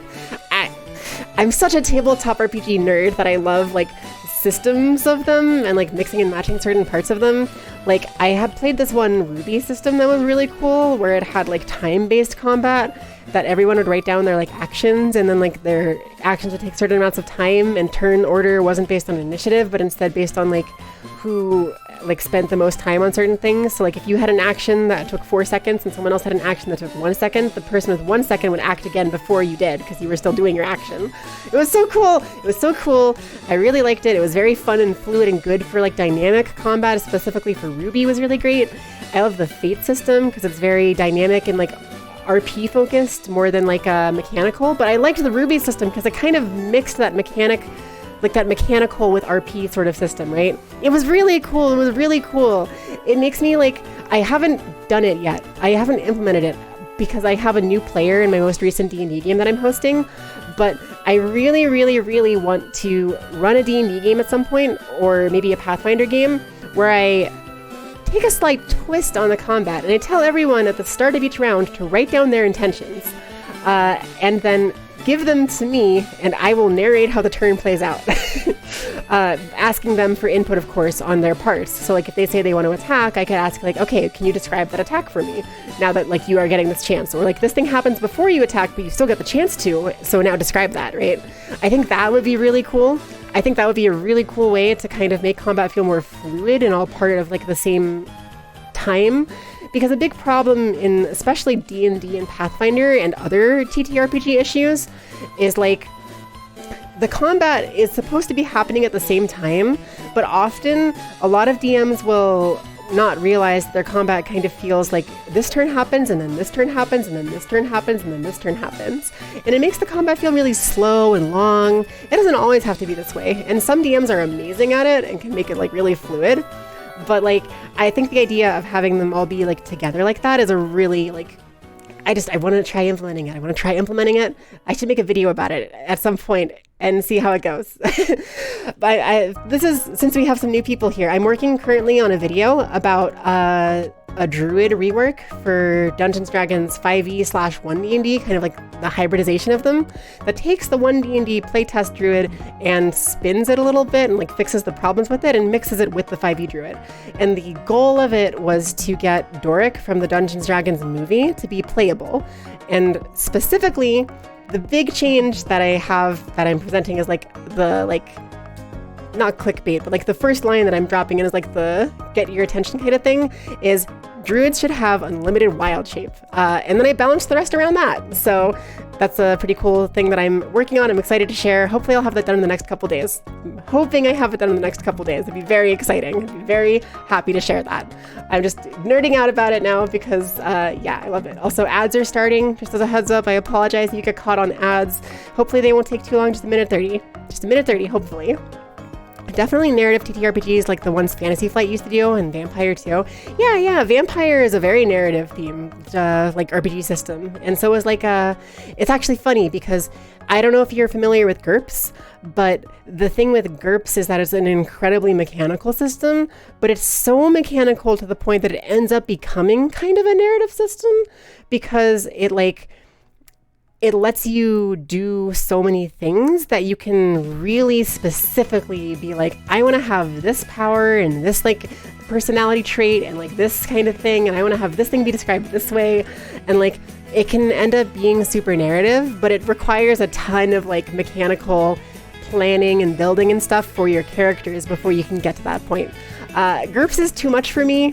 I don't really like it because it is too much, but it's a cool system in theory. It's a cool system in theory. Just use Fate. Yeah, I would recommend just using Fate instead of GURPS. But for any math nerds, anyone who likes the mechanical aspect of the TTRPGs, GURPS is the perfect system. If you still want a little bit of narrative possibility with it. She left, dang. Oh no, I'm still here. Did the stream cut out for a second or something? Or maybe the ad happened or something? Hopefully not. But yes, Kat, druids do get infinite wild shape at level 20, but not until level 20. And I think they should get it from level 1. And I will talk about it more in the video. Of course, it's going to get reworked, so it's not OP, because like the way wild shape works in 5e, they get like Azura left. Understandable, yeah. But the way that wild shape works in 5e is it gives you a new HP pool each time, but the way it works in 1D&D, it doesn't give you that HP pool. So if you take away the HP pool that it gives you, suddenly unlimited wild shape might not be that powerful. Like, it might not be that crazy, right? There are still a lot of benefits to it, and I go into the details of the ups and downs in the video that I will hopefully have out in the next week. Hopefully next week. Fingers crossed for next week for it. But yeah, I think that there's a really cool way to let you have unlimited wild shape so you can do it for fun, for like RP reasons also, or for like cool puzzle solving options without taking away your combat abilities also. And it's all right there in the book. It's all things I'm taking from the book. There's like almost nothing that I'm presenting that is not in some official content, which is really cool. It's really cool. Reminder, Fallout was originally going to use GURPS until Steve Jackson in the game said no, fluff off.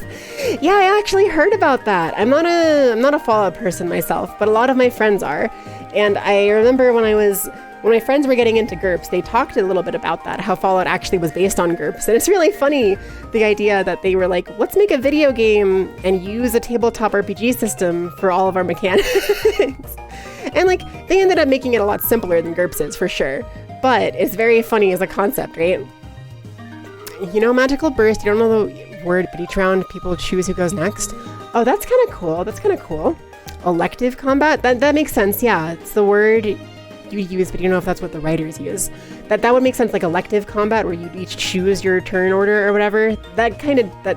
See, that was a cool thing about the Ruby system too, that I really liked, is that it was time-based, but you could also like coordinate with your teammates a lot more easily because you would write down your plans at the beginning of each turn. You could talk with each other about what you were going to do.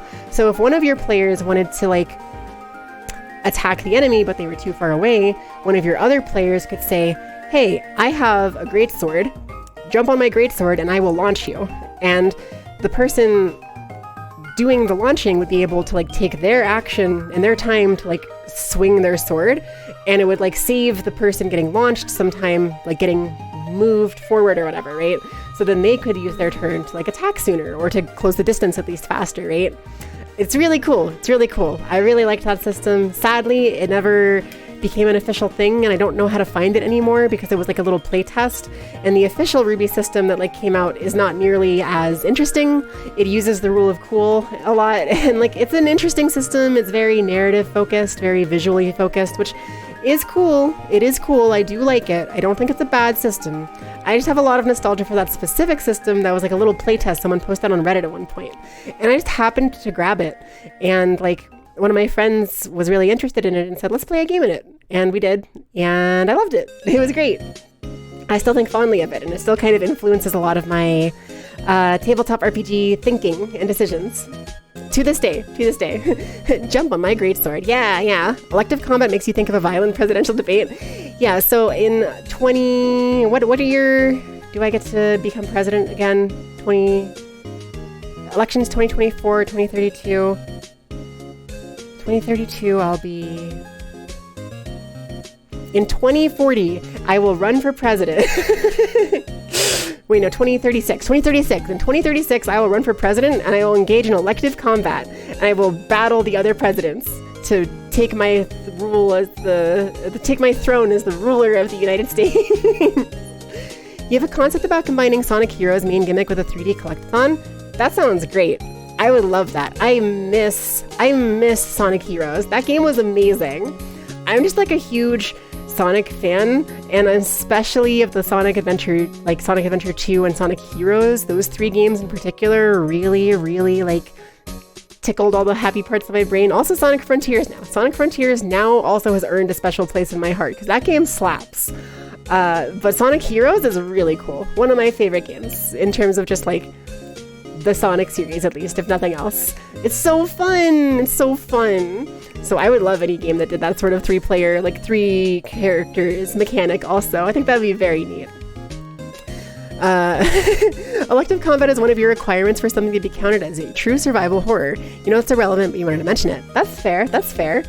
I've never been... So I've actually played a handful of survival horror games like Call of Cthulhu, World of Darkness kind of things, but I've never been a huge fan of them. They're not my favorite type of TTRPGs. I think they can be really cool, and I think they're very interesting. Ow. But they're not really for me. I'm more of the like sci-fi, medieval fantasy, or modern fantasy kind of TTRPG person, right? Those are my favorite three categories for them. I've played like Star Wars games, and they're really cool. I've played a couple like modern games like Vampire the Masquerade, and I've played a ton of medieval fantasy games like in Dungeons & Dragons and Pathfinder. And those are typically my favorites. I also played like Eclipse Phase. That system is really cool. What was it? Traveler was a very old system that my friends got into at one point, and I briefly got into it with them. It was pretty cool, very complex. But cool system. Very different than other TTRPGs. Excuse me. Because it would like literally have you build your character and go through them aging and going through like college and adventures and classes and things, and it's very, very neat. You weren't referring to TTRPGs there, you meant video games? Oh, yeah, fair. So like Resident Evil, you have to be able to like choose challenging elective combat. Like by elective combat, you mean combat that you like can choose to do, but technically it's maybe optional or not a good idea, right? What system is that? Traveler. Traveler is the system. It's a very, very old one. Going through college and everything. Yeah, Traveler has you like age up your character in character creation. So like you start them off and it's like, okay, so you go to high school, you go to college, you study this thing, you go through this profession, you go back to college, and now you're like this age and your character is done. And you can keep going and going and going, but you get older and older the more you do. So like it kind of presents this really interesting give and take of like, do you want to play a younger character with less experience, or do you want to play an older character with more experience, but they're older? So like it's really, it presents some really interesting and unique opportunities, I think. It's pretty cool. It's very neat. Yeah, it's a really neat way to represent like the experience that comes with age, and also to add that level of flavor and mechanical effect to your characters, because I think a lot of people, when they play games like Dungeons & Dragons especially, they have to just completely RP and flavor age on their own, right? It literally is up to them to be as young or as old as they want, and it doesn't really change anything mechanically in like 9 out of 10 situations. It's very rare that age will come up in TTRPGs, but in Traveler, it's actually a pretty big deal because you work on a really large time scale. You're traveling like light speed over really long distances, years of travel at a time. There's time dilation and stuff on different like planets and things, like different amounts of gravity and stuff. So it's really interesting. It's really interesting how age plays into that system. But it's been years since I've engaged with it, so I don't really remember a ton of it anymore. You can switch characters on the fly. Yes, I love the switching characters on the fly from Sonic Heroes. It's very good. It's very good. Frontiers is hosted because it made Tangle Canon. Tangle Canon. I'm actually not sure what Tangle Canon is, but that's fair. That's fair. I just really, I've been listening to the Game Grumps playing Sonic Frontiers recently, and it's got me back in the Sonic Frontiers mindset again recently. I've been listening to like the OST, especially Undefeatable. It's time to face your fears, 'cause when the time has come and gone. I love that song. It slaps so hard. It slaps so hard. The one for Giganto at the beginning is so good. You're excited for the DLC? Me too. I cannot wait to play the DLC characters. Once they add in like Knuckles, Amy, Tails, that is so cool. I cannot wait for that. That's gonna be so amazing. Plays a baby so you outlive everyone. A literal actual strategy, because you can play a younger character, and if other people play older characters, their characters could die of old age, and then they would have to make new characters. So like, that is literally a thing you could do. Combat has to be punishing, with the only real reward being that particular enemy being gone. It's not incentivized, but also isn't omitted. That's why you don't count, for example, Outlast or Resident Evil 4, or at least the original, as survival horror. Okay, I see you. I see what you're cooking. Let them cook. I see that. So I kind of agree with that. I think that's a good milestone for proper survival horror, because otherwise it ends up being more of like, it can end up being more of a campy sort of like humorous horror game, right? Like just having jump scares, just being horror does not make you a survival horror game. I think that's the distinction you're making, right? Is that specifically survival horror and like good survival horror means that you have to have the option of like just not fighting things, because you're not trying to be the hero that kills all the zombies, you're trying to live. So that makes perfect sense to me. I actually totally agree with that. Have you tried modding the game, by the way? Because some of the mods for that game go so hard. I have not, but now I want to. Now I really want to. Potter, you're gonna get me playing Sonic Frontiers again. You're gonna get me wanting to play that again. Your brother loves the Star Wars RPGs? Yeah, they're cool. They're cool. Did I do the Fantasy Flight Star Wars one? I don't think so. I don't remember which Star Wars TTRPG it was, but it was not primarily about like space combat and flight. It was primarily about like playing like a Jedi or a Scout or like a mercenary, or like there were a couple other classes that people could play that were like various different things. I can't remember what they were, but there was like rules for like lightsabers and vibroblades and different types of like explosives and different types of like laser weaponry and things, and it was all really cool. I loved that system. It was really fun, but it had a lot of emphasis on the Force, which makes sense, it's Star Wars, but it had a lot of emphasis on like Jedi characters. So if you had a party without any Jedis, it would be like kind of a struggle. Or if you had a party that had like too many Jedis, they might like step on each other's toes a little bit. And no matter what, it would always be a really heavy story point, because like all of the settings for those Star Wars games were in some time period after like Jedi had been wiped out or something like that, or they were in a time period before that, but that meant that there was like a lot of political power that came with them or something. I can't remember the details. I've played like 3 or 4 different games in the systems, but the main things I remember are the silly things my friends did. Like for example, my one friend, I was obsessed with the B1 battle droids. I thought they were the funniest thing in the world. And my one friend stole a B1 battle droid from the Empire and programmed it to like be his friend.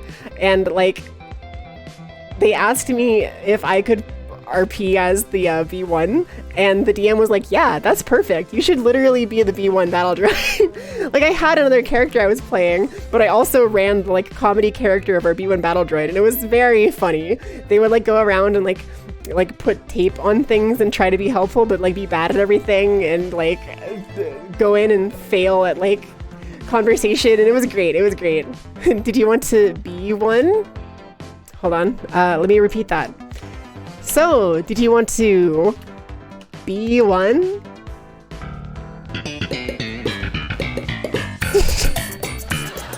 Thank you. I'll be here all day, all week, forever. Buzzinger, Buzznongo. Penny, Buzznonger. Bermuda. me when I start referencing The Big Bang Theory.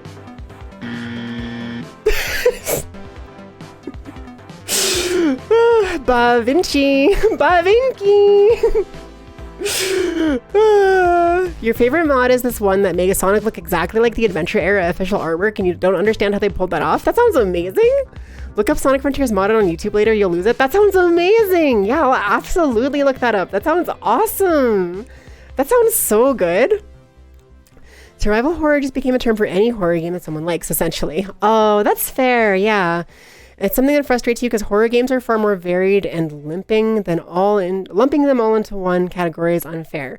Resident Evil 4 isn't a bad game, but it's action horror. Yeah, true. It's an action horror game more than survival horror. Yeah. Outlast is also not survival horror, but for the opposite reason. There's no fighting or combat. To put them into a subgenre they aren't accurately a part of is unfair to those games. Yeah, but it's probably a marketing thing, right? Because survival horror has kind of become like a buzzword, sort of like one of those like big kind of informational like things that people like latch onto, like, ooh, survival horror. It's kind of like roguelike or Souls-like.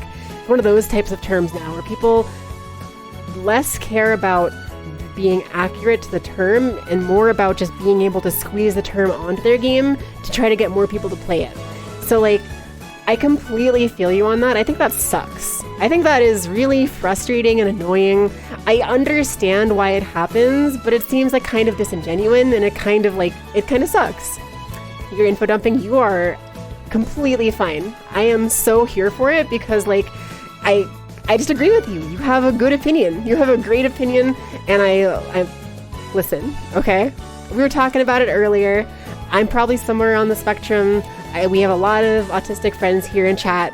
We are all info dumping, yeah. I recently, okay, this is gonna sound funny, but one of my like friends, Alfhild, if you know her, she made this post on Twitter about how her like favorite thing, her ideal way to be messaged by her friends is for them to start info dumping on her at like 3 a.m. about things they're passionate about. And I just like, I thought to myself about that. I was like, wait, people like that? Because like, it can definitely be annoying. And I know we're conditioned to think that it's annoying. We're conditioned to think that it's a problem or that it can be frustrating.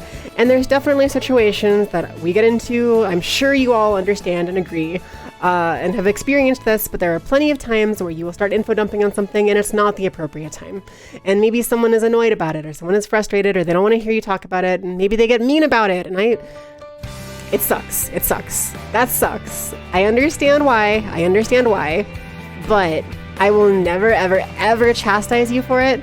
I might let you know that, like, hey, this isn't the time for that. Well, we can do that some other time. Like, I would be gentle about it if you were ever info dumping about something that I, like, wasn't comfortable talking about or didn't want to talk about or whatever.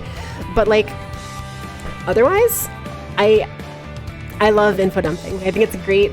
I've learned recently that plenty of people like it because, hey, it turns out if you're passionate about something, people just like that passion. So, like, I like that passion. I like to be passionate. This whole stream has just been me info dumping. I've just been talking about TTRPGs and, like, random things that I'm super interested in, right? So, like, I feel you, and you're valid, and it's totally great. You can't unpin it. We got that info dumpy? Oh my god. I can unpin it. Unpin. There we go. That is a good message, though. That's a good message. We moved on from D&D, but you're doing your first one-shot as DM next Sunday? That's amazing, Angel! Oh, that's so cool. I'm so excited for you. Please tell me how it goes, okay?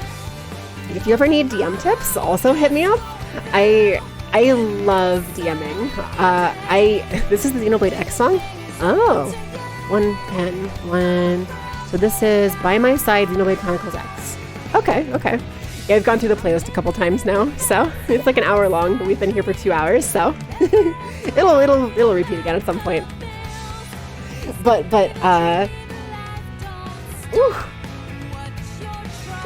excuse me. Oh my gosh, D&D. I was gonna say, I also just recently started DMing again. I used to DM a ton. I DM'd a lot of games in like college and a little bit afterwards, but it's been years. I haven't DM'd in a few years and I'm like rusty, and I finally started DMing a game again recently, and it's so fun. It is so fun to get back into, but I'm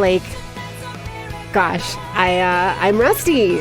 My players are having fun. They seem to have not noticed, so I'm not going to point it out. But I've been making so many little flubs and mistakes and things, and I'm just like, okay, let me readjust these DM pants and get used to it again. And readjust them and get used to it. Your dumpy is exposed to the entire chat. You're crying right now. Listen, Potter. Listen, I'm putting you on blast. I'm putting your... Hold on. Let me say the worst possible... Let me phrase this in the worst possible way that I ever could, okay? Are you ready? Listen, Potter, I'm gonna put your dumpy on blast.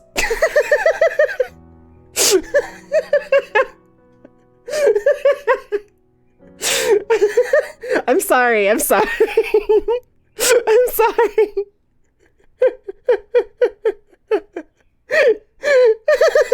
You should call the police. That's a good call, Potter. I'm going to jail, everyone. I'll see you in a few years.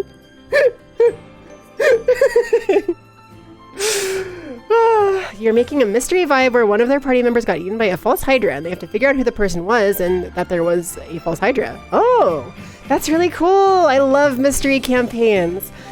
My favorite types of D&D campaigns are ones that, whether or not they are specifically a mystery, like a murder mystery type thing, or like that type of mystery, there are mystery elements, right? There's a level of intrigue, there's a level of curiosity, there's some level of discovery for the players to have about like what's going on in the setting, what's going on with these characters, what's the secret here, what's the secret there. Like there's like a level of intrigue to the stories that are told, and my favorite DMs, my favorite players are the ones who take that and roll with that, and they're like, I want to learn about this, there's like a secret here, I want to uncover it. Or they're presenting it and they're saying, here's a secret, here are like all these things, and you can dig up the secrets and figure out like the mystery of why this happened or what's going on, or like whatever the case is. I think those are really cool. Those are my favorite kinds of games because you can still fill them with combat. You can have like mechanical stuff in them, you can have RP in them, and it can all still tie into that mystery element. And it's really cool. It's like a nice overarching thing for your players to like dig into. Because I think that a lot of the coolest like story-based RPGs have an element of that mystery to them, right? If you look at like games like, you know, just like a lot of games can be lumped into that, like The Witcher and like Assassin's Creed and like big like exploration story games, like those always have some level of like intrigue to them where it's not a mystery game, but you are uncovering a mystery as you play through it, right? And you're learning more about the world, and maybe there's like a plot twist and like etc. Why are we talking about the Carl Wheezer thing again? What happened? Just because you got that pregnant Carl Wheezer dummy doesn't mean y'all can go blasting it willy-nilly! Potter! Oh no! Okay, let me read this message from Kat, because it sounds like it's going to make me laugh. Are you aware of Menhir? Oh, I thought that said... Okay, I'm sorry, Kat. I'm sorry. I thought that said, are you aware of Minty? And I thought this was going to be a sarcastic post about, like, me. I'm not aware of Menhir. It's a TTRPG maker that's going to come out in mid-2024. Just the alpha version already looks really promising. There's some trailers out there, and I'd say if, like, half of the stuff they said they do ends up not happening, it's still freaking awesome because it's going to be free with a way to sell your creations. It's really interesting. Maybe you can watch the trailers after stream, or even on stream if you've got nothing better to do. That's a cool idea. I've never heard of that, but that sounds super promising. I love the idea of that. So yeah, I'll definitely check that out. Thank you, Kat. I appreciate that. You're the best. You're the best. Speaking of Carl Wheezer's Dumpy, when Ben 10 was pregnant, he craved pickle juice specifically. Yo, trans arc confirmed. Who's Minty? Ow, hey! So many things, so many things. Yeah, I've never heard of Minty. Aware of Minty? Please pet Minty. Wait. I have one of those. I was about to say I want a version of that meme with me, but I made one. I have Aware of Fox, Please Pet Fox. I literally have that. I forgot about it. Oh my gosh. Are you aware of Our Lady and Savior Minty? You're sweet. Is that... Oh, it's their channel for Menhir. The channel for Menhir. Okay. Cool. Wait, really? Yeah. Let me, hold on. Let me just... One second. I gotta pull up my folder of memes. Gotta pull up my memes folder. Alright, Yukime, memes. Alright, let me put this over here. Okay, alright. And let me just turn this on. And let me move myself like down over here. Hi, hello. I don't know where it is, but I do have one in here. Somewhere in this 244 memes folder, I have the Aware of Fox, Please Pet Fox meme, and I'm going to find it, and I definitely will not pass it up and miss it. We're not doing media share necessarily, maybe we can, but I just really wanted to share this one particular meme. If you have memes you want to share, we can. Where's my Aware of Fox meme? I didn't see it. Oh no, I didn't see it. Okay, this is a classic old one though. I have to share this. This is still my favorite ever because whenever I uploaded this onto Twitter, the way it cropped, it completely cut off Momo. So half of the people that saw the meme thought it was just me saying silly putty implies the existence of serious putty. And then everyone who clicked on the image got a special surprise of the punchline of Momo going, I believe that's C4.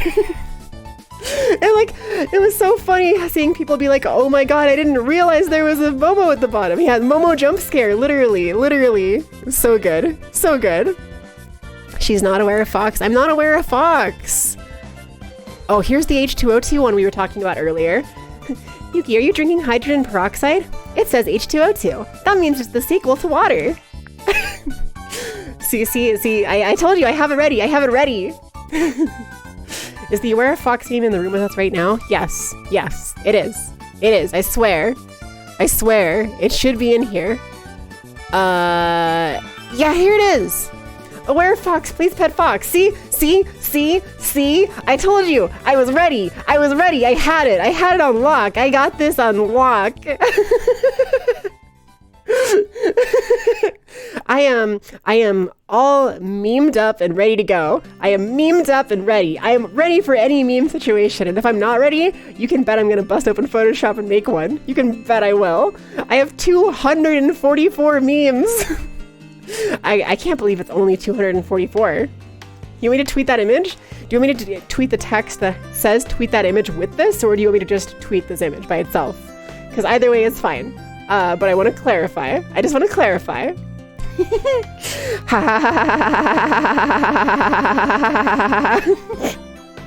Thank you, Nevi. No, the image. Okay, just the image. All right, let me do that. Gotta tweet specifically, tweet that image. No. Cat has specified what she wants. Let me tweet. All right. And there it is. The tweet has been sent. Thank you for that. I actually do like retweeting some of my old memes every once in a while because of how Twitter works, a lot of people don't see them every time I post them. So if I post one that's like a few months or a year old, it'll be the first time a lot of people see it. And a couple people will be like, oh, I remember this. But mostly people will be like, well, LMAO, like they will never have seen it before. So it's good. Had to write something with it. Yeah, understandable. Got a tweet. Minty is the end result if you mix Sam's canid blood and Sam's hyperkineticness. Sam? Like from Sam and Max? Understandable. Do both. So I should tweet the words, tweet that image separately. You're saying that I should tweet the words, tweet that image separately. Hey! Ow! That tweet. Let me just pull this over here. make sure you can see this pinned tweet, okay? Just because I got that pregnant Carl Weezer dumpy doesn't mean y'all can go blasting it willy-nilly. Thank you for pinning that, Kat. Thank you for pinning that. I'm going to unpin it now. Unpin. You and Max's hyperconnectedness. Oh, fair. Yeah, understandable. Potter, I'm putting you on blast, okay? I'm putting you on blast. That's how it be. That's how we roll here. That's how we roll, okay? Okay? We do be rolling that way. We roll that way. They see me rolling, they hating. They see me mowing my front lawn. I realized that TikTok, that like short I made the other day, that was like a bunch of incorrect song lyrics. I realized it was so funny to me because I used to love parody songs from Weird Al, right? Weird Al Yankovic, the like parody songs that are like actual other songs but with wrong lyrics are so funny to me.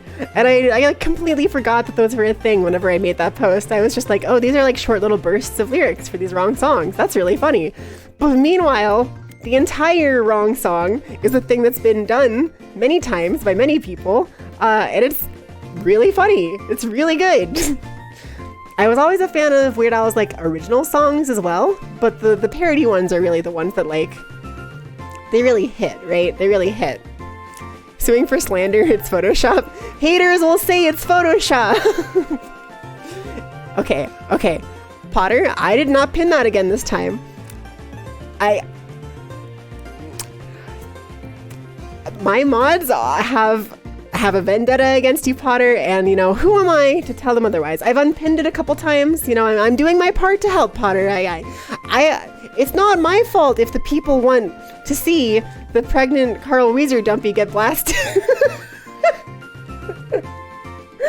I couldn't even finish the sentence.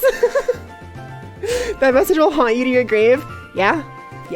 I'm gonna make sure that I clip this after the stream. If it didn't get clipped by someone else, I'm gonna make sure to clip that so that it lives in it is immortalized forever, because that's gonna be around forever. That is a forever message, Potter.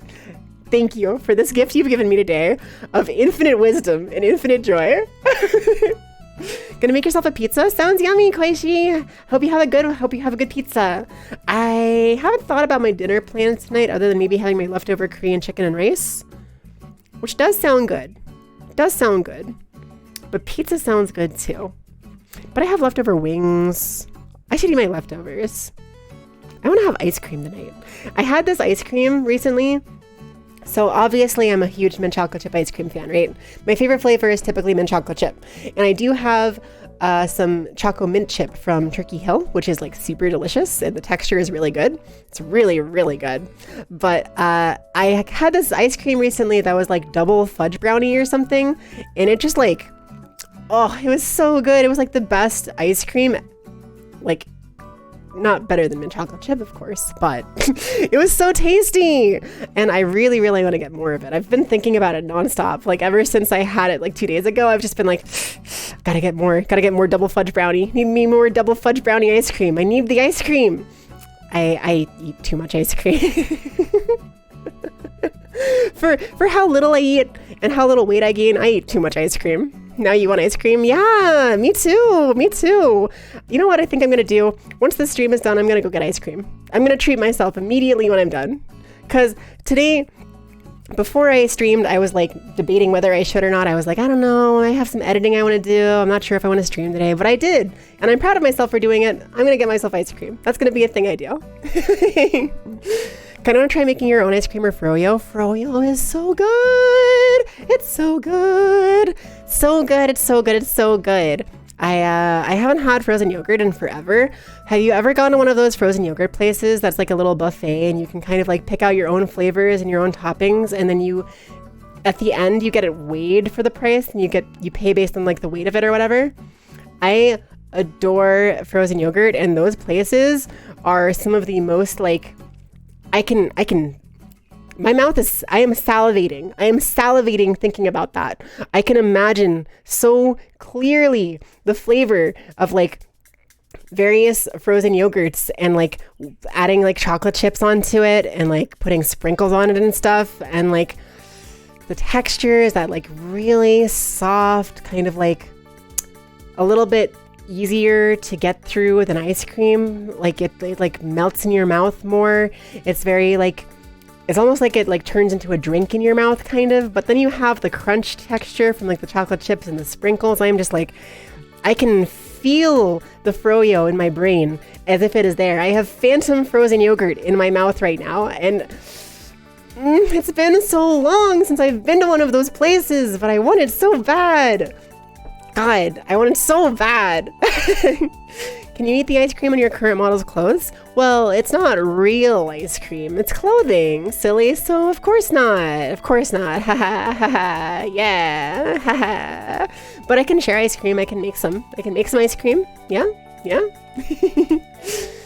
It's a Friday, treat yourself. That's true. It is a Friday. It is a Friday. And I also made myself a nice breakfast this morning. I got up early and I did some chores, did dishes. I made myself bacon, eggs, and toast, made some food for the whole household. You know, I was really good today. I was really good today. I'm really proud of myself. And I mean, I'm streaming now, so that's good.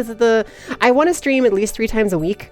So probably, hold on, let me check. I made a schedule, but I didn't actually post it yet because I'm really bad at following schedules, but I really want to follow this schedule. I plan to use it for April, but I'm going to instead use it for May. So schedule, let me pull it up here. Let me put myself over here, display capture. So this is the schedule I want to try to start following. I want to do on Tuesdays, a Just Chatting stream. On Wednesdays, I'll do my friend streams, which currently are Celeste, but in the future, maybe I'll switch to other games. On Thursday, I may or may not stream. Maybe I'll edit those days.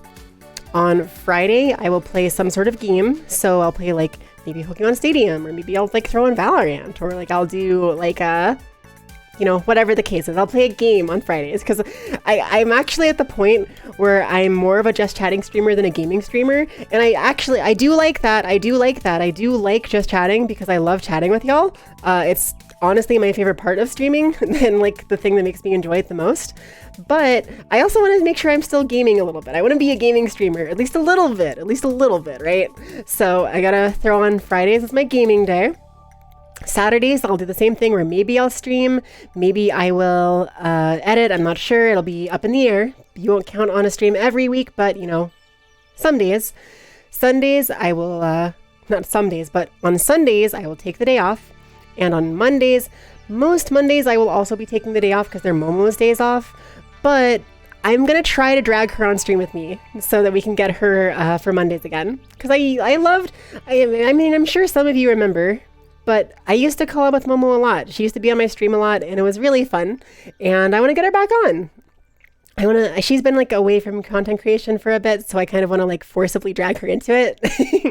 We never finished our Brilliant Diamond playthrough, and I want to get her to play like co-op games with me and stuff. We like have been doing Elden Ring seamless co-op and stuff. So yeah, I'm gonna try my best to drag Momo on to stream on Mondays, but you can count on Mondays on average being days off, but maybe being Momo days every once in a while. That's why I call them Momo Mondays with a question mark time. Also, please laugh at Sundays I have listed as none PM. Because it's my day off. So yeah, I won't be streaming every day, but I'll be streaming Tuesdays, Wednesdays, and Fridays every week. And then some weeks I will also be streaming on Thursdays and Saturdays and Mondays. So the only day you can count on me not streaming is Sundays. Sundays is my like guaranteed day off. And then realistically, I'll probably be spending a lot of those like Thursdays and Saturdays doing editing because I want to be making more edited content. Like I have the Druid video for D&D I'm talking about that I've been working on. I've been working on it for a while since the D&D movie came out back in March, I think, or like late February or early March. I can't remember exactly, but it's been a while. So they take me a while to make, but I want to make more of them. They're fun. Speaking of Momos, y'all familiar with the Executioner and Her Way of Life, or as you like to call it, the Executioner and Her Adorable Wife? No, but that sounds cute. Is that an anime? It was late March. Okay, so it's not as bad as I thought. Not as bad as I thought. I'm a little bit behind schedule because my initial plan for the video was that I would release it the day the D&D video came out, because I got to see the day the D&D movie came out, because I got to see an early screening of the D&D movie in the middle of March. So I was hoping that I would get it out the day of launch to be like super trendy and up with the times or whatever, but it's fine. I'll be a little bit late, but you know, I mean, the movie's still fresh in people's minds probably. So yeah, I just wanted to mention that because like I have these plans to stream a lot more, but I haven't been doing it. The past 3 weeks or so, I've only been streaming once a week because I've been spending so much more time on editing and so much more time on like IRL stuff. I've had so many appointments to go to and so much paperwork to deal with, and like my legal name change stuff has been coming back and causing problems, and I've been dealing with that. It's just been annoying. But so I'm trying to force myself to do this schedule to kind of get back on track with things. I think you know what, since I've shared it on the stream here, I'll probably post this today. I think I'll post this after your stream a little bit later today, and then it'll be official, so I will have to stick to it for next week. Yeah?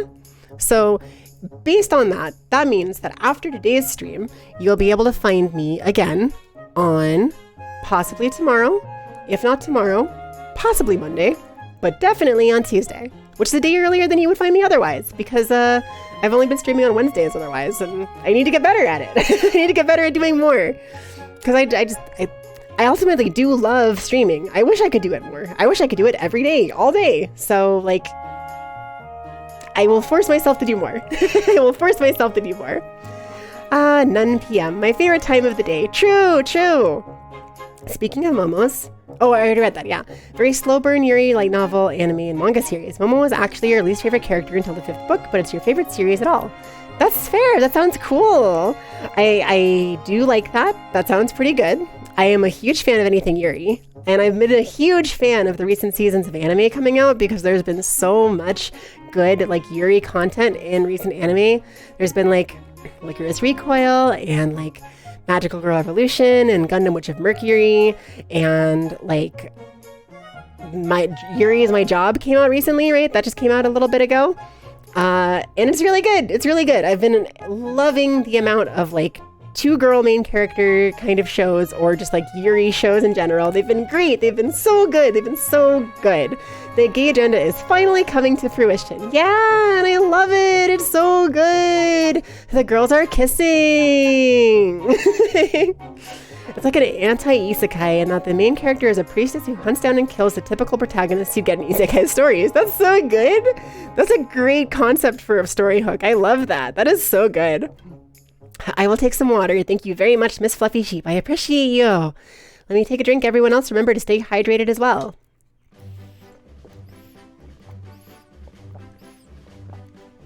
Ooh. Okay, thank you. Gosh, I've been talking a lot. I just realized, like, as I took that water, I was like, whoa, I'm like tired. Oh gosh. Okay. All right. You're repeating a manga from our vampire talking, but Miss Vampire, who lives in my neighborhood, has gay people, so many lesbians, regular girl who just wants to marry the vampire girl. That sounds amazing. So vampires are good. Gay vampires are even better. They're amazing. They are incredible. The girls are gay. Good for them. Damn. Those girls gay. Good for them. Minnow is the lead, the priestess, while her love interest is Akari, an older worlder whose ability